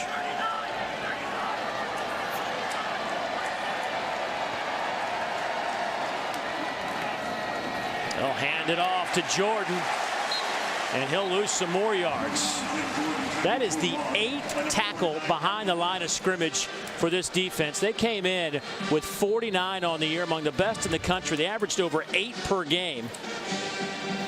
And Dave, number 95, Dontavius Russell again, getting the penetration, forcing him to bounce the football outside. Boy, it looks like Marlon Davidson, Russell's teammate up front, injured. There's Marlon Davidson, and boy, we just had a chance to look at that replay a moment ago, and this is a scary situation. Here's Marlon Davidson right off the edge, and he's going to get actually rolled up by his inside linebacker, Deshaun Davis. He's getting blocked into him, and just friendly fire there. He was able to walk off on his own power, but Marlon Davis, a big part of what they do. 5 tackles, a pressure, also has a block. He's in that tent being attended to right now. Big part of that front 4. We'll see more of the sophomore Big Cat Bryant as we move along. On second down, here is Garantano, sees some room to run. He'll get it out over the 30 to the 33-yard line. That'll be close to the line again. So picks up 11, brings up 3rd and relatively short. And Callaway will have to leave after he lost his helmet. Decisions are what the quarterbacks are ultimately graded off of. Auburn drops back into a deep coverage, doesn't want to force the football. Now gives his team a good chance to pick up a big 3rd down here, 3rd and short. Tennessee today on 3rd downs, batting .500. They're 6 out of 12. Tennessee on the year at 35%, so having some success today.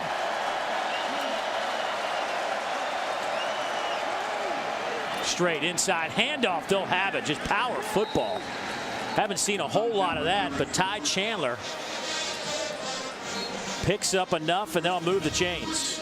It's a tough downhill run. They come and they trap that backside end with the tight end and get downhill right now, and just a tough physical run. This Tennessee offensive line hasn't been really aggressive up front, but a big 3rd and 2 run there to pick up a 1st down. Ran right into Deshaun Davis. That is a big-time collision anytime you run into that middle linebacker. You're right about that. Davis leads the team. 53 stops coming in, over 200 in his career. Big Cat Bryant comes in, trips him up. The sophomore out of Cordele, Georgia. Having, just kind of spot plays for Big Cat. When you're behind guys like Davidson and Nick Coe, not going to be a whole lot of snaps for you. And that's why when you're on the field, you have to be productive. You have to find your ways to be active up front. And Big Cat is a guy we've called his name a few times because he makes a lot of plays. 2nd down. Right through the hands of Callaway. A little too hot off the hands of Garantano.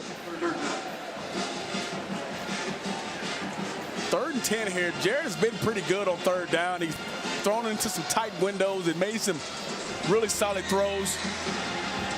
Another big 3rd down for him and the Tennessee offense. Let's try to keep these chains moving. One thing they have hit a couple of times today on 3rd and long is the back shoulder throw to Callaway on the far side of the field. And that is where Callaway goes. Dime package for Auburn. 6 defensive backs on the field. 4-man rush. They'll come near side. Looking for Palmer. Spins, twist, and makes a catch. My goodness, what a grab from Josh Palmer. 36 yards.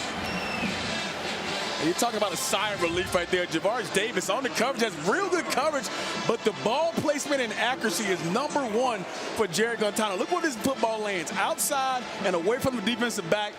Palmer, great job of holding his point at the top of that route. And like you said, another big 3rd down conversion for Tennessee. That's the throw they like on 3rd and long.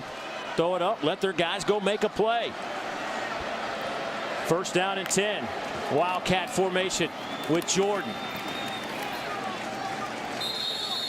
No gain on the play. And Dave, you got to give offensive coordinator Tyson Helton a lot of credit because they're averaging less than 2 yards a rush, but they're continuing to stay with the run game, continuing to force the issue. The run game is huge. You still have to have an inkling of it. And right now, the run game is almost non-existent, but you still have to try to run the football. Well, Garantano's been impressive today. He's thrown for 240 yards. First time this year he's gone over 200 yards. His career high is 242 at Kentucky a year ago.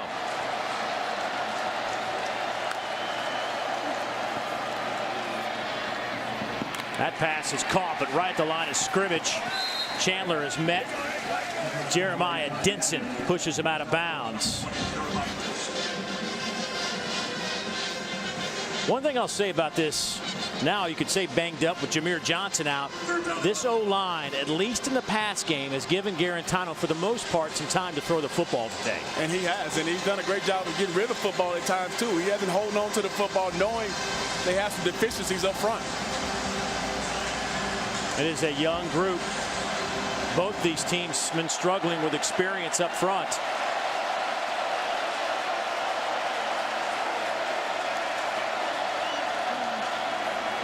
Garantano toward the end zone. Jennings! Touchdown, Tennessee! What a grab! 25 yards.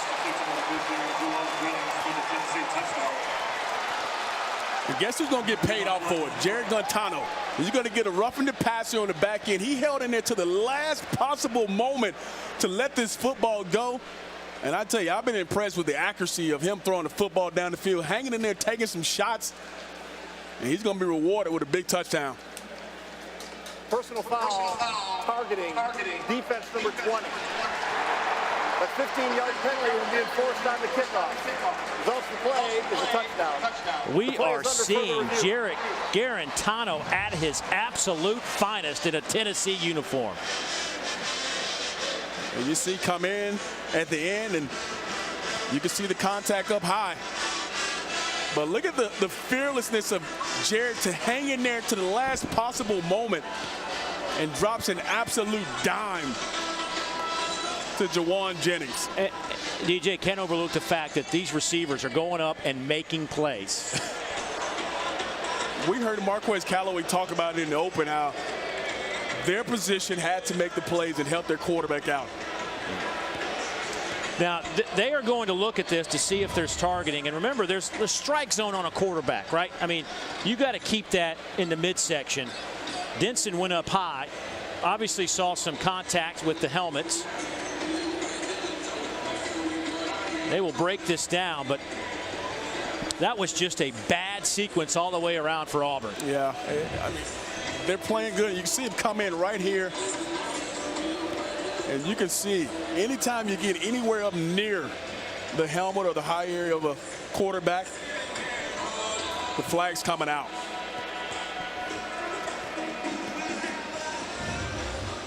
Boy, if nothing else, you just can't go high on a quarterback. Yeah. You just can't. I mean, it's taught over and over and over again. And they're looking for it. They're looking for these type of calls. They're looking for these type of hits. Yeah. After review, the ruling on the field is confirmed.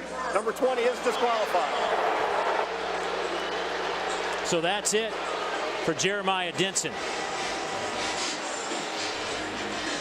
Denson led him with 15 stops last week against Mississippi State. Has 3 tackles today, so the safety will head to the locker room, and we're going to see a lot more of Smoke Monday, the true freshman.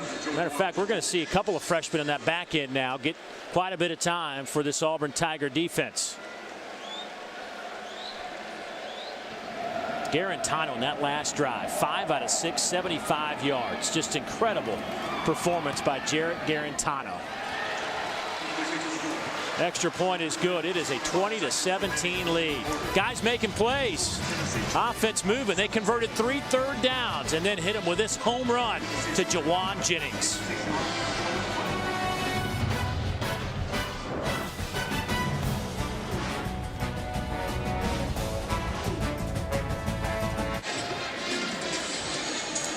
Well, that's the sign of the day here at Jordan-Hare Stadium. That young man hopes he's not shaving before their next victory. Right now, Tennessee out in front. Remember, trying to snap that 11-game conference losing streak that dates back to November of 2016. Here on the road, up by 3. Garantano in this offense having a hard time running, but in the pass game, they have hit 18 out of 27 for 265. And after that roughing the passer penalty, Tennessee tries for the onside kick, and it's a mad scramble. Auburn's going to get it, but boy, was that close to being Tennessee football.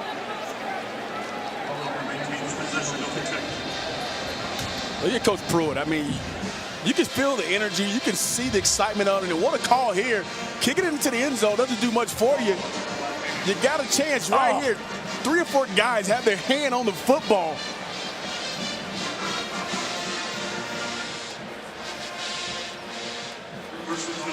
Wow, that was close to being real game-changing moment right there.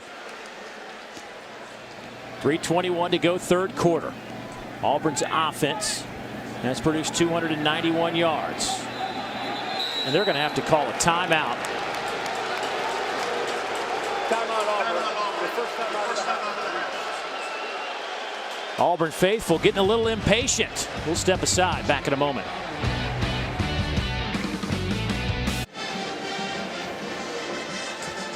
Back here at Jordan-Hare Stadium, and a very frustrated Gus Malzahn having to burn a timeout coming off the bench after a change of possession in a tight ball game. You'll want to probably have that one in your back pocket, but it is now gone.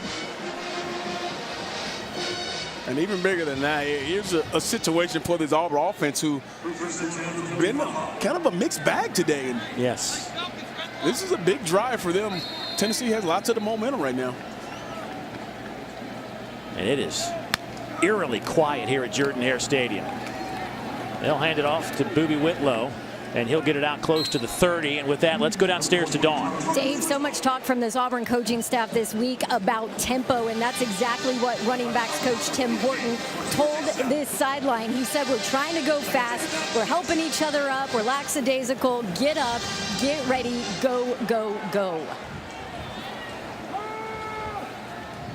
Second down and 5. See if they can get some tempo here, if they get some positive yards. Stidham, no time to throw, and he'll be dropped. Lost the football. It's on the turf. Still on the turf, scooped up by Tennessee. Touchdown, Volunteers. Alontae Taylor comes out of there with the football in a mad scramble, and the Vols pick up 6. Alexis Johnson was hanging on to Stidham. And it started up front, Dave. The pressure started early, and Stidham doing a bad job of holding on to the football. You can see the pressure come right up through the middle. Stidham has one hand on it, and the last guy comes through and knocks that football loose, and Auburn has a chance to get on it.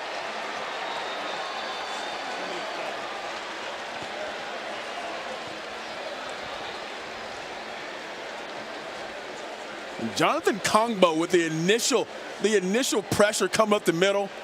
Whitlow with that shoulder that's hurting, trying to get on it. That looks like Boobie Whitlow, by the way, who was injured. Remember, he had a bad shoulder, and on that replay, you could see Boobie kind of twist and fall on the right side. I believe that's him on the ground.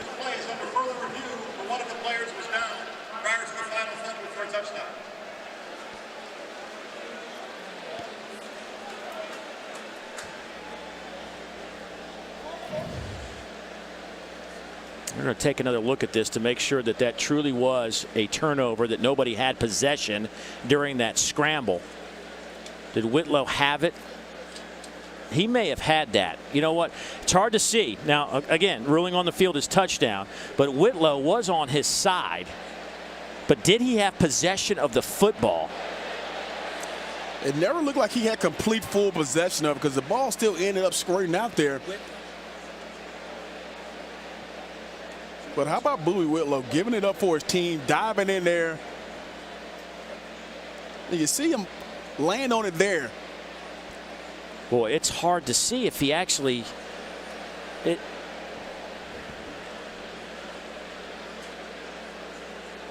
And Dave, the thing was, there wasn't a whistle blown while he jumped on it, so the play was still live.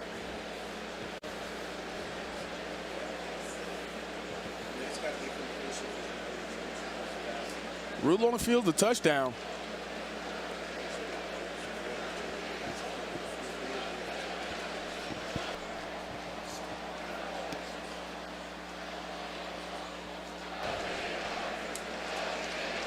Boy, Stidham with 2 interceptions today, and this could be a devastating turnover. Boobie Whitlow being escorted off the field into the tunnel.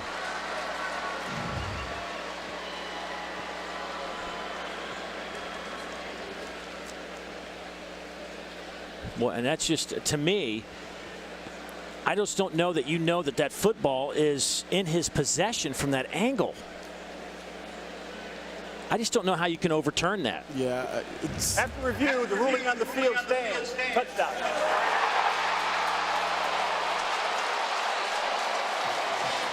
Tennessee with a defensive score. Pending the point after, trying to go up 10.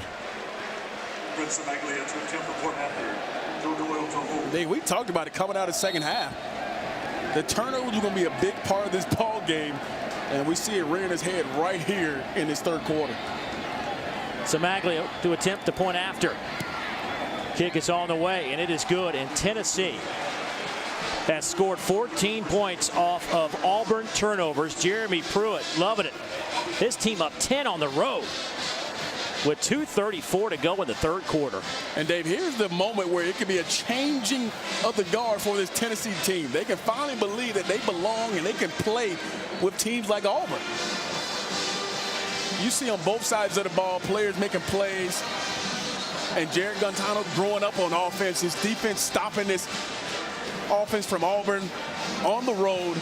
These are how teams are built, and how you come out and say, hey, we can finish a ball game, but late in this third quarter. Tennessee's last win at Auburn was back in 1998.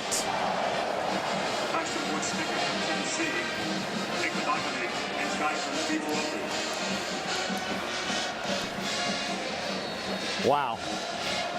Try to get an update, by the way, on Boobie Whitlow. That is a tough break for the Tigers in the run game for sure.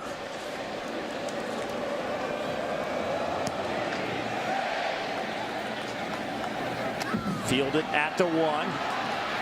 Igbenogany has 1 kickoff return for a touchdown this year, and he'll be down around the 22-yard line.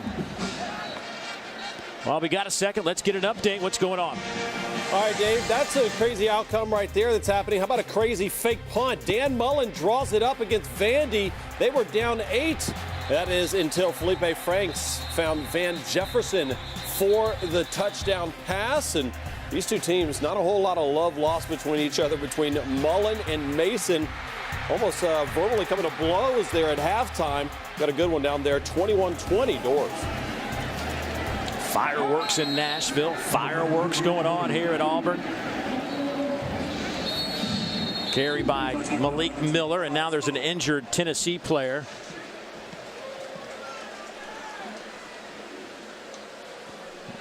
Jonathan Kongbo down on the turf, writhing in pain.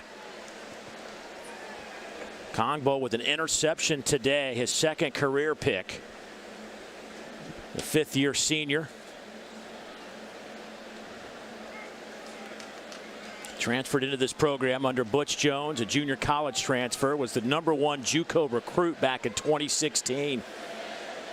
And been a mainstay for him up front.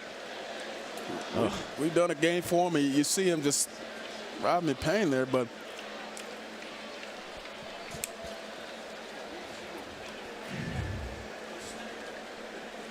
and here's Kongbo here right on the edge. And looks like he just gets cut down by Cox there. And that's kind of what they teach that backside guy, to get him cut down there, but looks like he hit him right on that shin and knee area.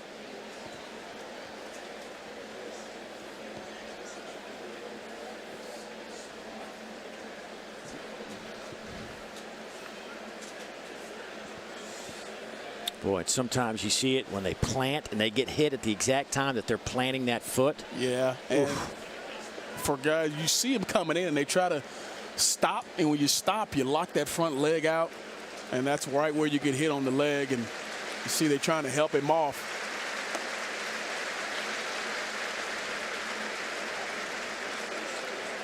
Good to see he was able to put some pressure on it, but still you could tell he's in some pain.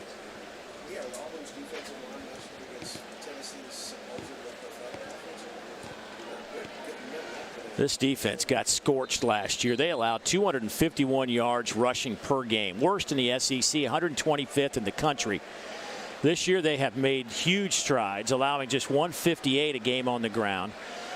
Almost 100 yards per game difference. So the clock moves as Kongbo is taken off the field. It is 2nd down and 6. Stidham comes near side. Davis can't handle it. Dave, it's a big 3rd down for Auburn. You want to put a lot of emphasis on a season, but this drive means a lot for their season. They're not able to come up with a couple 1st downs here just to give their defense a little rest.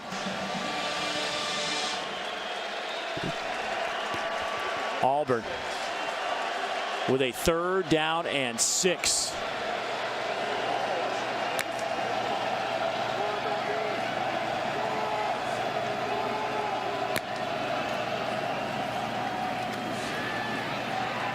Davis, it went right back to him, and he'll make the catch. Good enough for the 1st down. That is a large play to keep this drive alive. Monumental in the eyes of Jared Stidham to be able to get that completion. Now they jump right back into that rhythm, that tempo that they want to be in.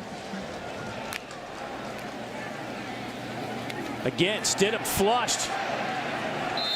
Boy, Alexis Johnson almost looked like he didn't even get blocked. 2nd down. 98 in white just came through. It's like they didn't know he was there. And that's part of the issue up front for Auburn is Stidham hasn't had tons of time to throw the football. And when you get pressured that quickly, he just swims the guard right there, Mike Horton. And a better decision by Steer to throw that football away. It's hard to miss 98. He's only 315 pounds. And again, off the edge, some pressure on Stidham, and he throws it away. I mean, Stidham gets the football, and there's a white jersey right in his face. Bryce Thompson came in off the edge. And here's some Tennessee saw on the film from last week. Mississippi State brought 3 or 4 corner blitzes in that ball game and really confused Auburn in that ball game. And you saw it on that particular play. Big 3rd down here again. Jeremy Pruitt, of course, has faced this Auburn team quite a bit over the years as a DC. First at Florida State, Georgia, Alabama. He knows what Auburn has offensively.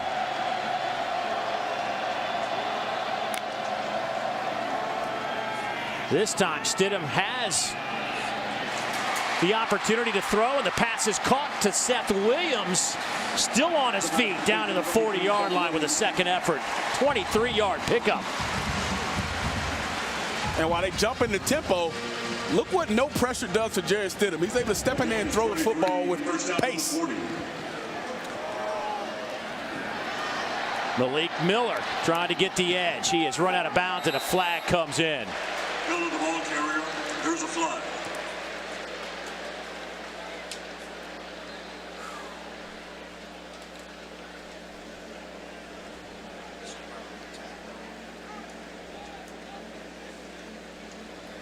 Holding, offense number 81. 10-yard penalty, repeat 1st down.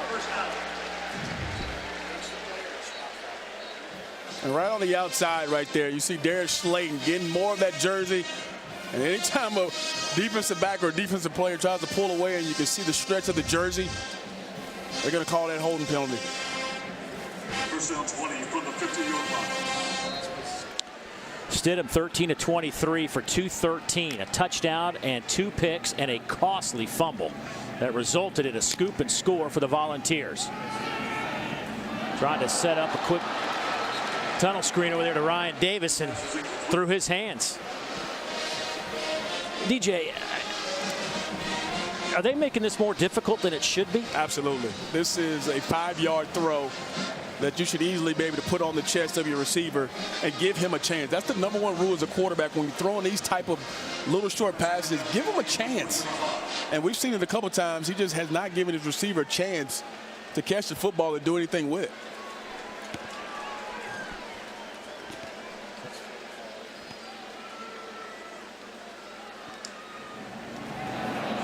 Boy, had to sidearm sling it this time. He does get it to Davis, and he'll take it to the 35-yard line. I like the little pump fake and then a little sidearm sling. That'll pick up 10. Whatever way to get it there is the best way to get it there. Sometimes you got to change your arm angle because of pressure, guys in your face. And I like the stationary throw there to Ryan Davis. Not coming at you, not moving. Just give him a chance, and you can see when he gets the football, he's going to make something positive happen. 4 catches today for Davis. He's been targeted 7 times. 3rd down coming up from the 35. They got to get it inside the 30. Quarterback draw. Stidham dropped. Might have even lost a yard. And that'll be the final play of the 3rd quarter. A quarter that belonged to Tennessee. At the end of the 3rd quarter, the score Tennessee 20. Think he's fired up? 11-game conference losing streak. They've never done that in the history of the program. Trying to snap it on the road at Auburn. 4th quarter football on the other side.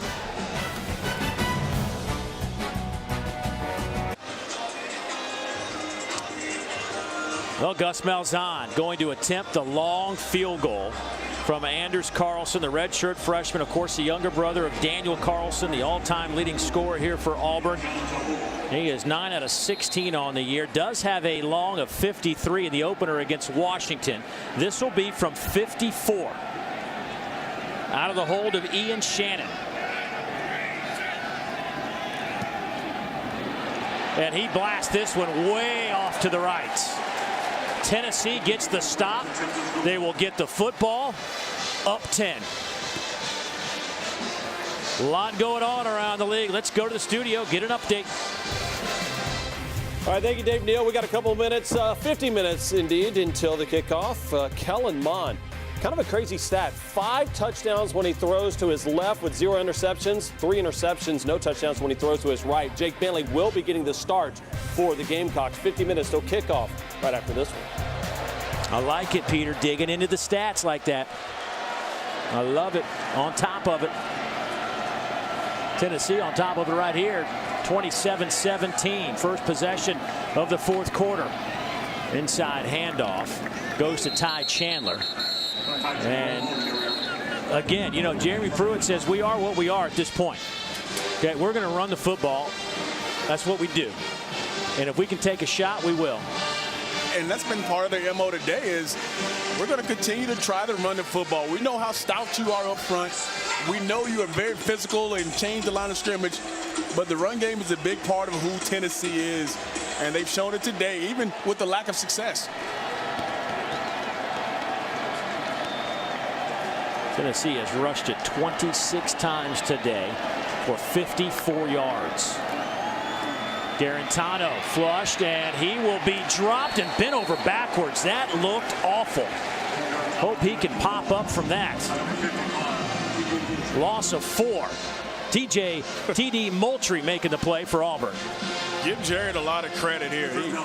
He stands in there. He wants to throw the football. He has been hit a lot this year, and he's been hit multiple times a day. That looked pretty bad. I've been in those spots before. Yeah. A little worse than he looked, Dave. Good to be young, right? 3rd and 12.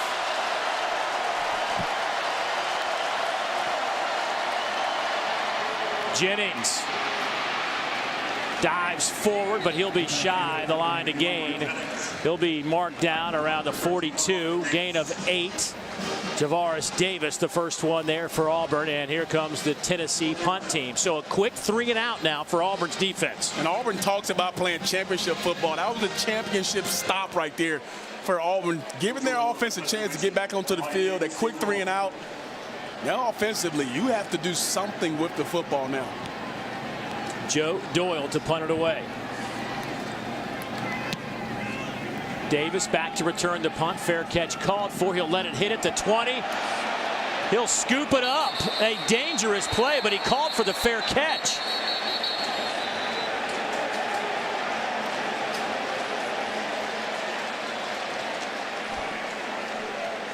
A 50-yard punt.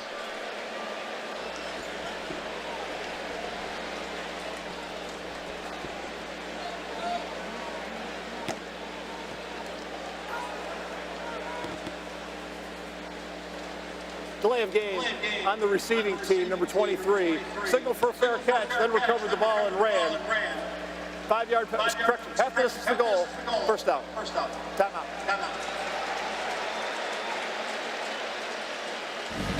Auburn will have it. Backed up inside the 5-yard line when we come back. Down 10. Offense has got to get it going. Studio update out in Nashville. Vandy had a 21-3 lead, but wow, George Scarlett, 48 yards to the house. Felipe Franks has thrown for 257, which is a career high for him, and Gators up 6 on the doors. Wow, I guess Florida woke up. 24 straight by the Gators to take the lead in Nashville. Here, Auburn is backed up. They're down 10. 12:45 to play at Jordan-Hare Stadium. They'll run it with Cam Martin. Let's get an update from Dawn. Well, guys, Boobie Whitlow went straight to the injury room under the stadium when he was walking off the field. The medical staff was testing all of his extremities when he was actually laying on the field, but he is done for the day. He's still in that injury room, upper body injury, done for the day. Now, on the Tennessee side, defensively, Jonathan Kongbo also done for the day. He is still out here on the sideline. Well, Don, we were showing you some numbers, only -3 yards rushing in that third quarter for this Auburn offense. They'll swing it out to Cam Martin, and he is met by 1, 2, 3, 4 white jerseys. First one there was Nigel Warrior. No gain on the play, and it's now 3rd and long. Now the intensity is ramped up for Tennessee. You got Auburn in 3rd and long. I expect him to come after Jared Stidham because he hasn't made good decisions when he's had the pressure in his face. This is a huge conversion in terms of this game. Tennessee gets a stop. They'll have good field position.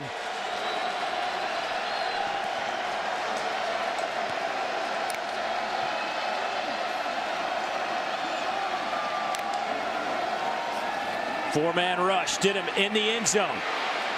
Over the middle, and it's almost picked off. The pass is ruled incomplete. It'll be 4th down. Well, Auburn's offense did not look in sync at all on that drive. Nothing in the run game. Tried to throw a quick screen out to the left side. Nothing there. Now you're backing up in the end zone, throwing it within 3 defenders. Lucky for Jared Stidham, that ball was not intercepted by Darren Kirkland. Callaway will stand at midfield. Zippos heels almost on that end line.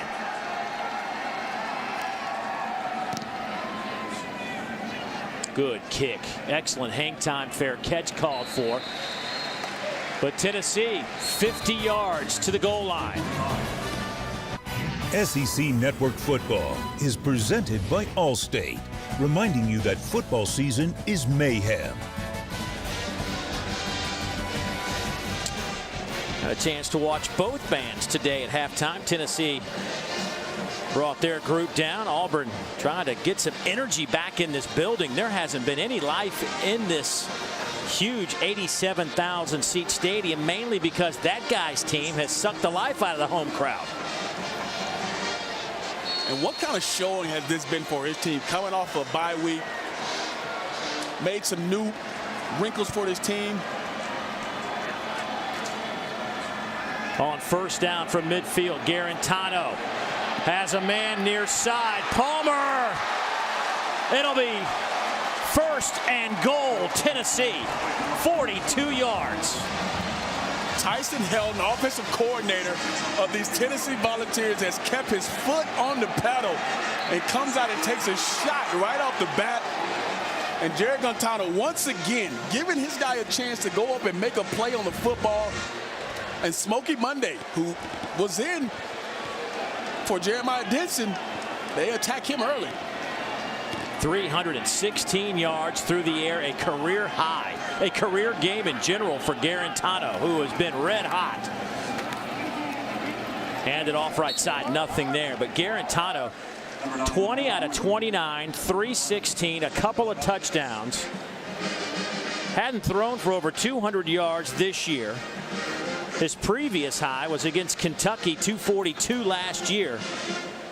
And Dave, there are some points in a season where a quarterback, the light comes on for you. And today looks like the day for Jared. Chris Doring, back in our studio, felt like Tennessee was going to win, and he said that this guy, Jarrett Garantano, was going to have a career-high 20-plus completions today. A lot of people scratching their heads, but I was on board with Chris. Yeah, me too. Yeah, I said the same thing. Yeah. Timeout on the field. Long way to go, though. Only a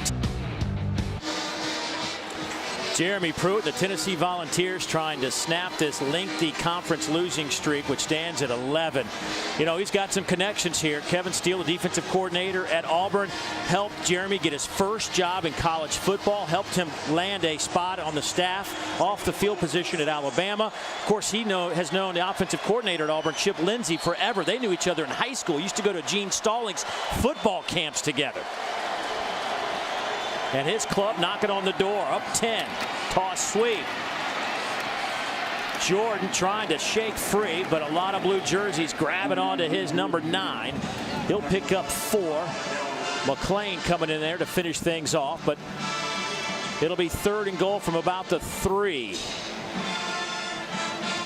think you leave the ball in the hands of your quarterback, who's played really good today, made good decisions. You're a couple yards away from really blowing this game up here, but Jared has done a great job in these moments of making great decisions.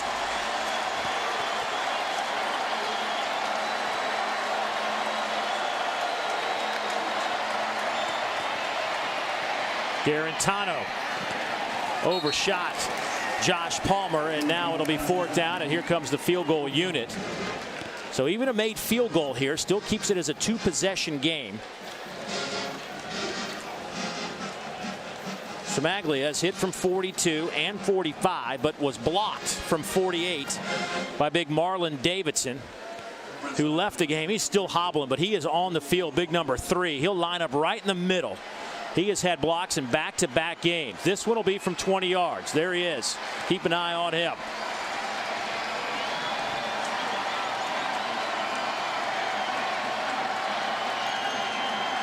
Kick is on the way.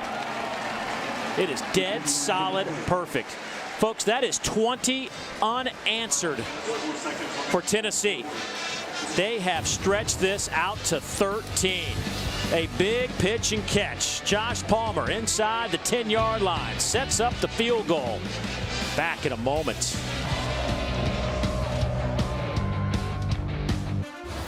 Texas A&M has won all 4 meetings lifetime against South Carolina. 30 minutes, so Deebo Samuel tries to change that. Almost 300 receiving yards for the season. And the other side, the tight end Jay Sternberger, 5 touchdowns, tied for the most in FBS by any tight end. Jimbo Fisher knows how to work it. 30 minutes, so kick down in Columbia. I think I might get me a Sternberger jersey. He's red hot. He is doing his thing.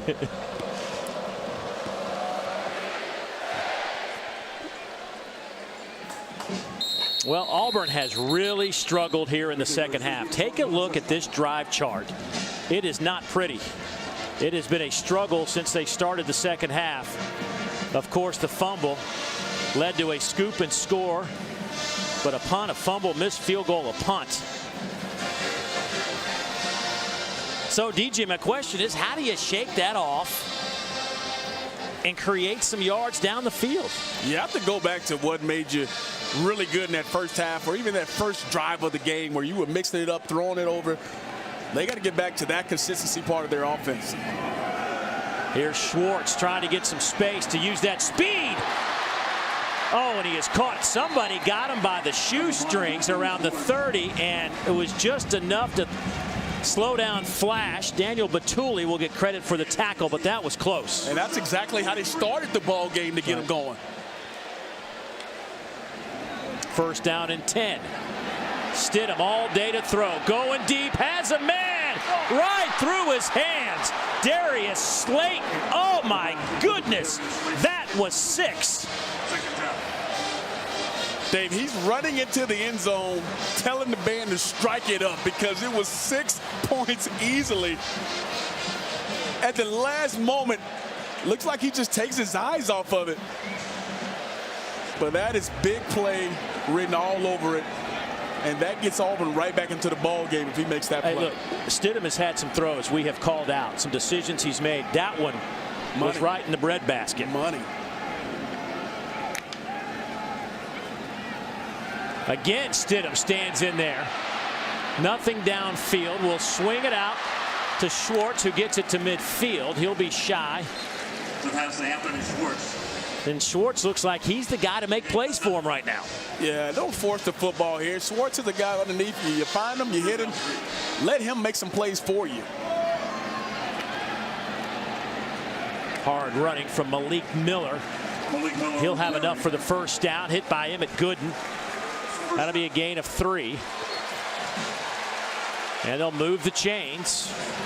And here's the most important start of each drive is this first down play. If they can have a successful first down play, it gets them going into that tempo, in that rhythm in which Auburn wants to be.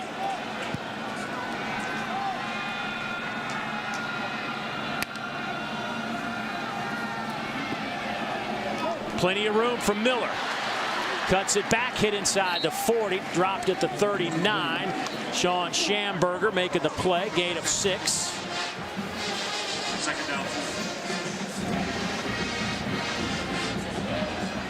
Stidham now feels like, it looks like he's getting a little bit of a rhythm. Canella gets open. He'll have a first down. Flag on the far side of the field around the 25. I mean, that's 55 yards away from the play. Here with a substitution on the defense. Penalties decline.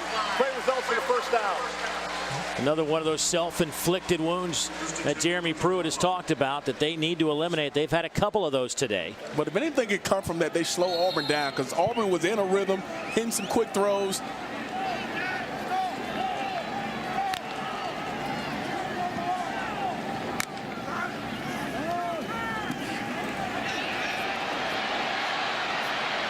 Stidham will throw it away as he is pushed out of bounds. Pressure came from Darren Kirkland, the junior out of Indianapolis.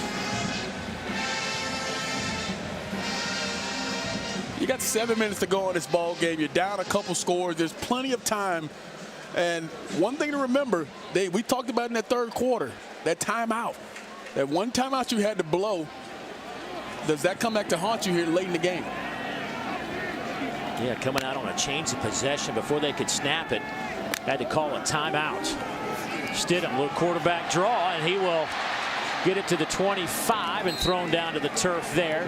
First down line is right around the 20, gain of 6. Kirkland with another stop. But once again, comes up on a big third down here.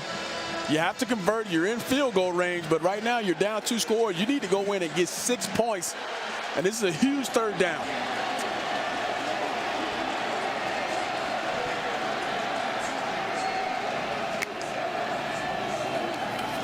Quick throw. Canella had it, lost it. Throw was a little bit high. Tennessee there to make a play. Marquill Osborne coming over to shake it loose. And Dave, the bigger part of that picture was Canella doesn't get to the first down marker. Even if he catches it, it's not a first down. 4th down. This may be a game here. I mean, there's 6:28, but certainly this is a impactful decision right here by Gus Malzahn. 4th down.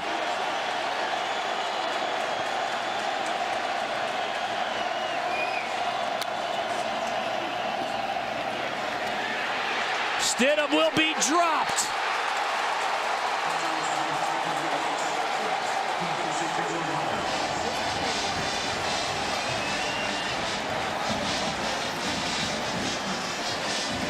DeAndre Johnson with a 4th down sack, and Tennessee will have the football. Yep. What a big sack there from DeAndre Johnson coming up with that huge sack. And here's DeAndre here. He's going to come all the way inside and loop inside to make this sack. And the center just misses him. Number 52, Nick Brams, doesn't see him come around, and big sack on 4th down for Tennessee. The Vols will try to chew up some clock. They'll stay on the ground. Ty Chandler.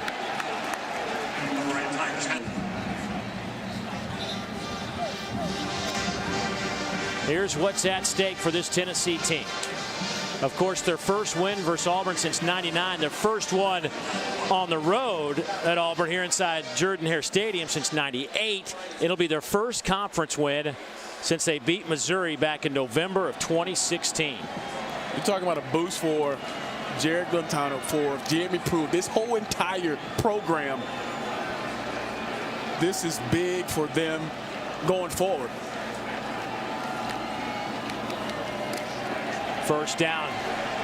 Deshaun Davis there in the hole, but not before the Vols will move the chains. And the clock ticks 5:38, 5:37. And Dave, we talk about when new coaches come into the league, they have new teams, and you have a game where they really just set themselves aside. And Jeremy Pruitt's going to look back at this season, back at this game and say, this is where our season, where our program changed.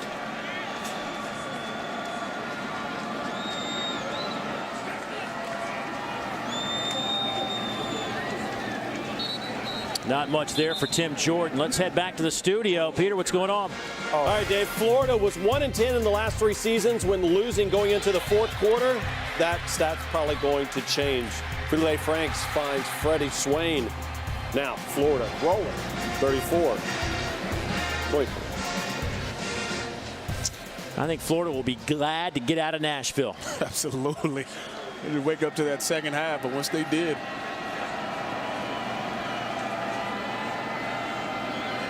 Second down and 10.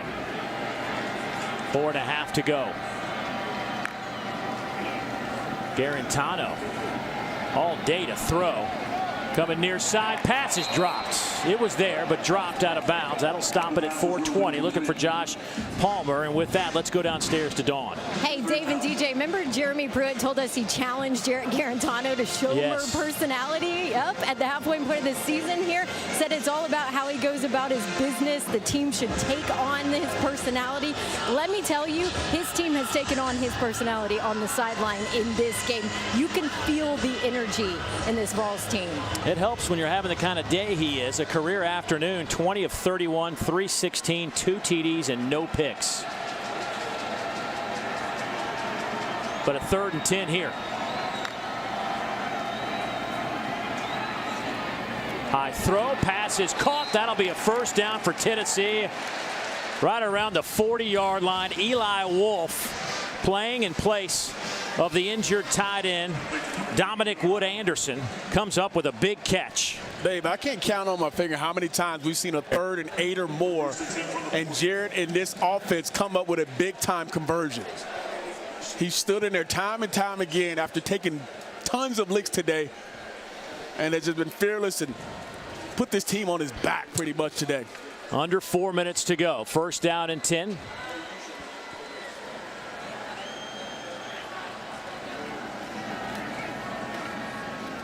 Davis, first one there to make the tackle, gain of only a yard. Ty Chandler with the carry. Chandler today, 16 rushes, 50 yards. Jordan, 11 carries, 27 yards. Tennessee's only rushed for 71 yards. It's hard to believe that they're under 100, but they have stuck with it. And Dave, the biggest part of it is when you run the ball consistently, you force another guy to come down in the box. You force an extra defender, and then when they have to throw the football, you have those one-on-one opportunities.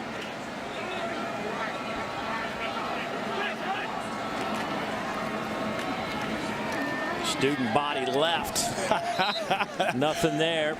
Loss of a yard. Javaris Davis, first one there. I like that call there, Dave. That's a throwback call there.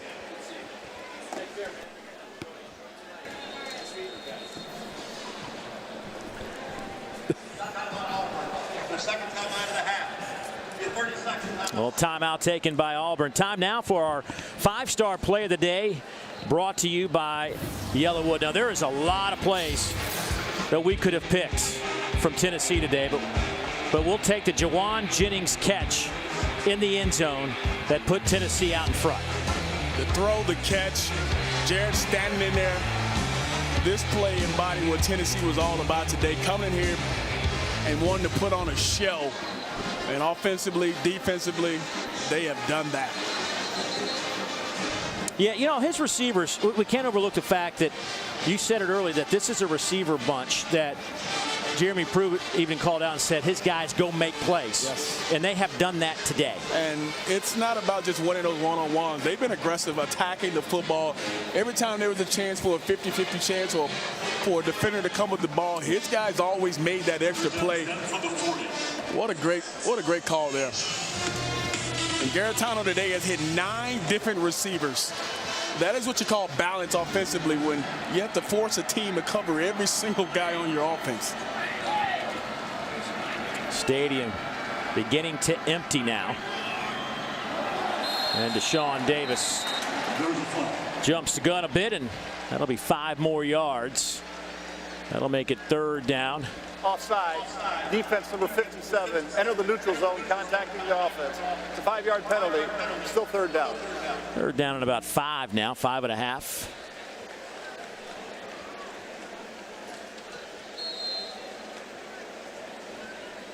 Down 5 from the 35. You had a feeling on the phone, but you never know how these things play out. But Jeremy Pruitt had some confidence about his bunch this week.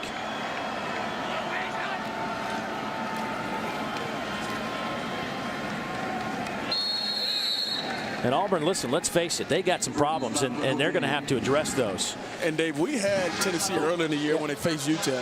Whether it's on the field or in the locker room, there are some things that probably need to be handled across the board, because this is when things. Here's a team that certainly was a top 10 team, people thinking they had a shot to be in the college football playoff, and it is completely unraveled. It is just completely unraveled. And the thing coming into this ball game was you have been in the same spot you've been in the last few years with your backs against the wall, and today you come out and you don't put on the effort, you don't put on the type of game that you want to with your back against the wall. And like you mentioned, there are going to be a lot of guys looking at each other in the eyes, wondering where you stand after this ball game.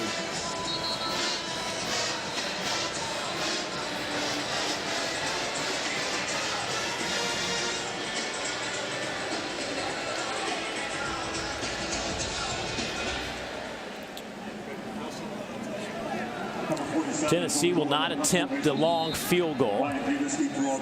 Doyle looks like he'll just end over end punt it, try to get a favorable roll, and he does. Davis falls on it around the 12. So a long way to go and a short time to get there for the Auburn Tigers. Tennessee's receivers, we talked about them. They've all made plays. Callaway, Jennings, Palmer, they've all stepped up. Murphy. And it's just a war of treasure here. These guys have, any moment they had a play to make a big play on the football, they've done it. Coming up big for your quarterback, giving you a chance. Anytime you get one-on-one, your big-time physical receivers on the outside have made a play for you, and that's kind of been the difference in this ball game. Is it seems like Tennessee receivers wanted just a little bit more. Trying to set up. Malik Miller makes 1 tackle. We'll get it out to the 17. The clock runs. Gains 5.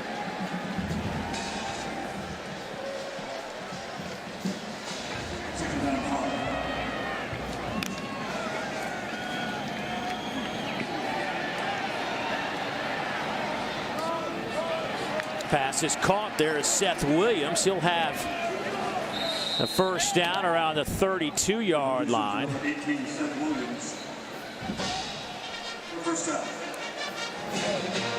Doesn't get any easier for this Auburn team as well. They got to go on the road next week. Got to go to Oxford. We know Ole Miss puts up tons of points. This offense is struggling. Pass is caught. Canella trying to get out of bounds.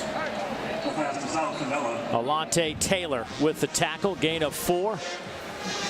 This has been a program that last year was one to forget. It was, we were doing the final regular season game of the year. Tennessee Vandy was just an interim coach with Brady Hoke. Just the attitude of the program was just in the cellar. Then the off-season problems with trying to find the AD. They get Philip Fulmer in there, calms everybody down. They hire Jeremy Pruitt. People started to feel like, okay, we've got a foundation. It's taken a while, but we're starting to see that unfold before our eyes today. And that's one thing Coach Pruitt has always stressed is I'm trying to get these guys to play at a different level. I'm trying to change the culture, the attitude in which we just practice, let alone play games, but how we practice is a big part of how we're going to show up on Saturday. And he said we had to get it done Monday through Friday. Davis out of bounds. Tennessee making some changes up front, getting some fresh bodies in there. 1:18 to go. Of course, the touchdown, onside kick. Always a possibility. But they have to start throwing the football down the field. They've been throwing all these intermediate routes. They got to force it down the field sooner rather than later. There they go. They find a little hole in that defense, and Miller fumbled it. Boy, he got walloped. He'll pop up, though. Big hit from Alontae Taylor.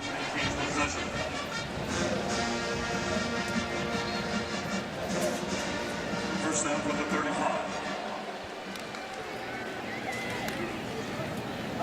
Stidham. Boy, whistles blow to stop that play. The crew was notified via the paging system that the previous play is under review.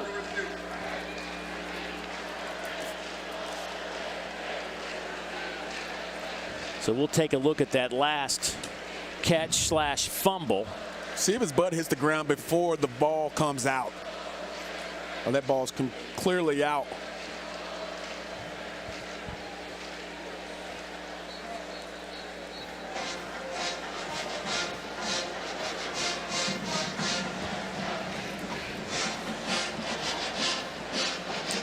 You know, they might be looking at targeting here. Alontae Taylor came in. Also, there were actually a couple of guys. Daniel Batuli also came in, head down. I mean, literally, all three guys that come in and try to make the play on Miller actually come in.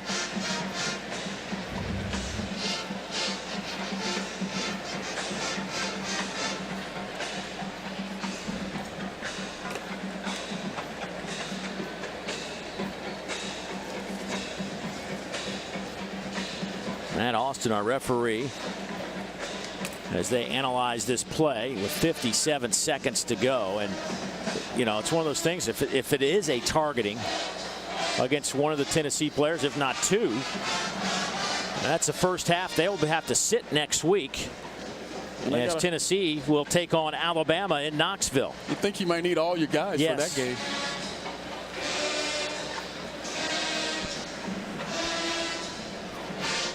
But it would be unfortunate here late in the ball game. Game kind of on the hand. Back up.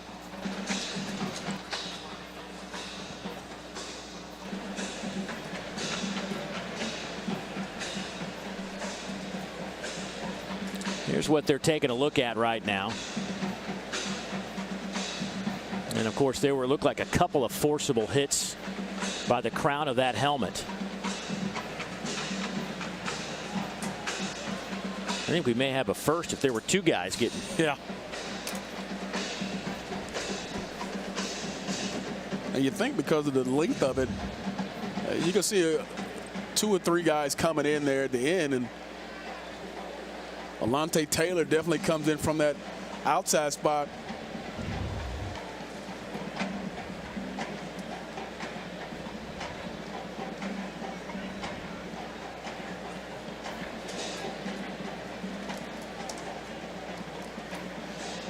I think somebody's going to get thrown out of this game. It's a matter of who it is. Will it be Taylor? Will it be Batuli? But I think one of those guys is gone. And either one of those guys, both of them are key to your defense. No doubt. No doubt. Batuli, Taylor, obviously you've on that back end, a freshman in Alontae Taylor. has been big for him. Batuli. Look, you've got two freshmen in the back end starting today for Tennessee, and Bryce Thompson and Alante Taylor. But Taylor's just been a stud.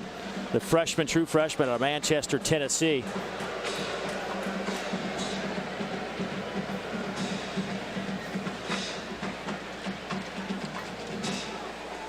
Well, here's our call. After review, number 35 from Tennessee was guilty of targeting with the crown of the helmet.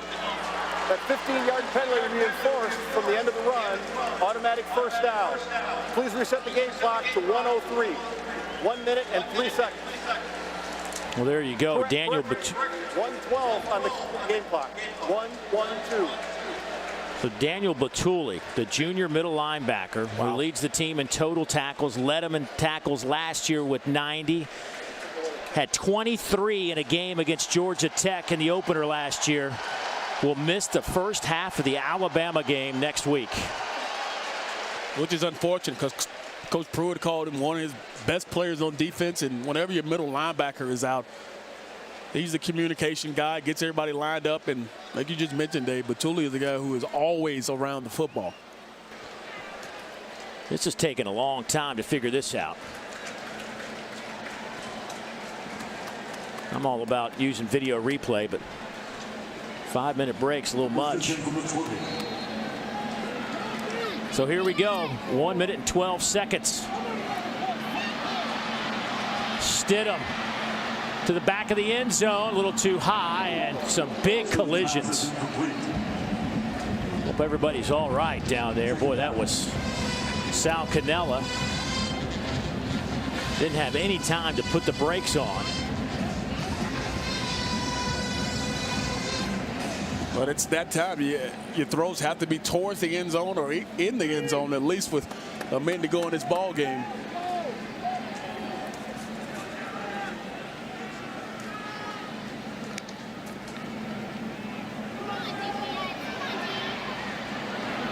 To the end zone, knocked out of bounds.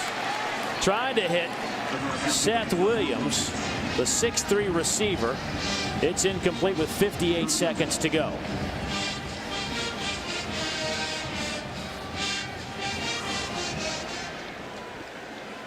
Stidham now 25 of 42, 297.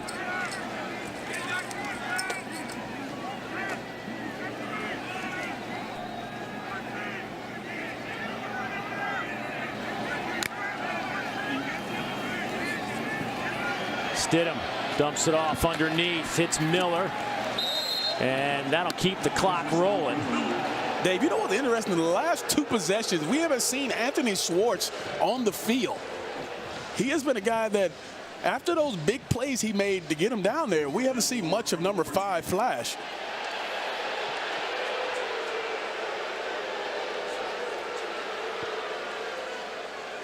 Well, they must have said he got out of bounds. I don't know. There's Schwartz right there as he continues to watch, but the clock stopped at 51 seconds.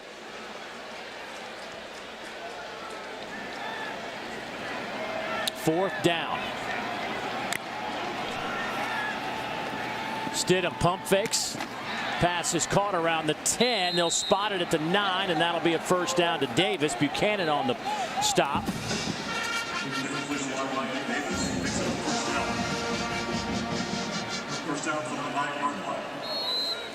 So 44 seconds.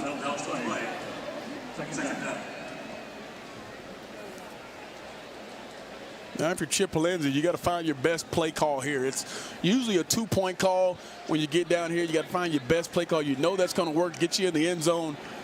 But I believe every throw now has to be thrown into the end zone or really close where you can find a way to get in. And some movement up front. False start. Offense number 76. 5-yard penalty. Still second down.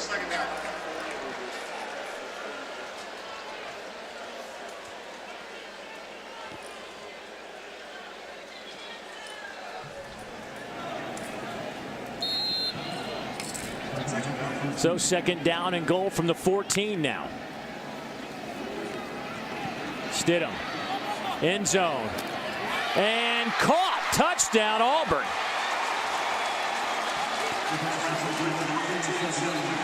Seth Williams with the 14-yard touchdown catch with 37 seconds to play. Well, you got 6'3" on the outside, 210 pounds on the outside. You give him a chance to come up with it, and he just basketballs the guy on the outside, goes up and get it. But hey, give your guy a chance. You got one-on-one on the outside. You got a bigger receiver going against Bryce Thompson. Point after is up and good. Well, here's the deal. Tennessee's been involved in some crazy games the last few years. None bigger than the Hail Mary at Georgia 2 years ago. Auburn with an opportunity for an onside kick and maybe a couple of throws to the end zone. And here's a look at the last touchdown throw here. Seth going up and above Bryce there. Just very physical play there. The tension's blaring there at the end, but Bryce Thompson 5'11", 180. And you got Seth Williams over 6'3".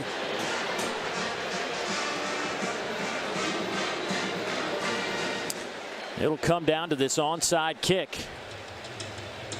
I expect to see all those big receivers from Tennessee out there on the hands team to try to recover this onside kick for Tennessee.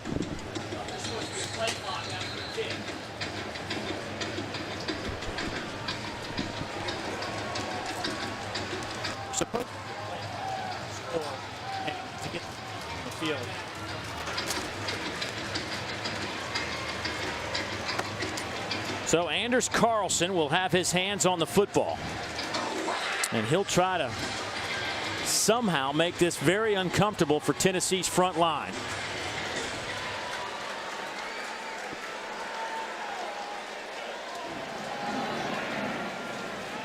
Eight players on the front line for Tennessee. They'll have Jennings a little bit off on the near side. Callaway a little bit off that front line on the far side. And there it is.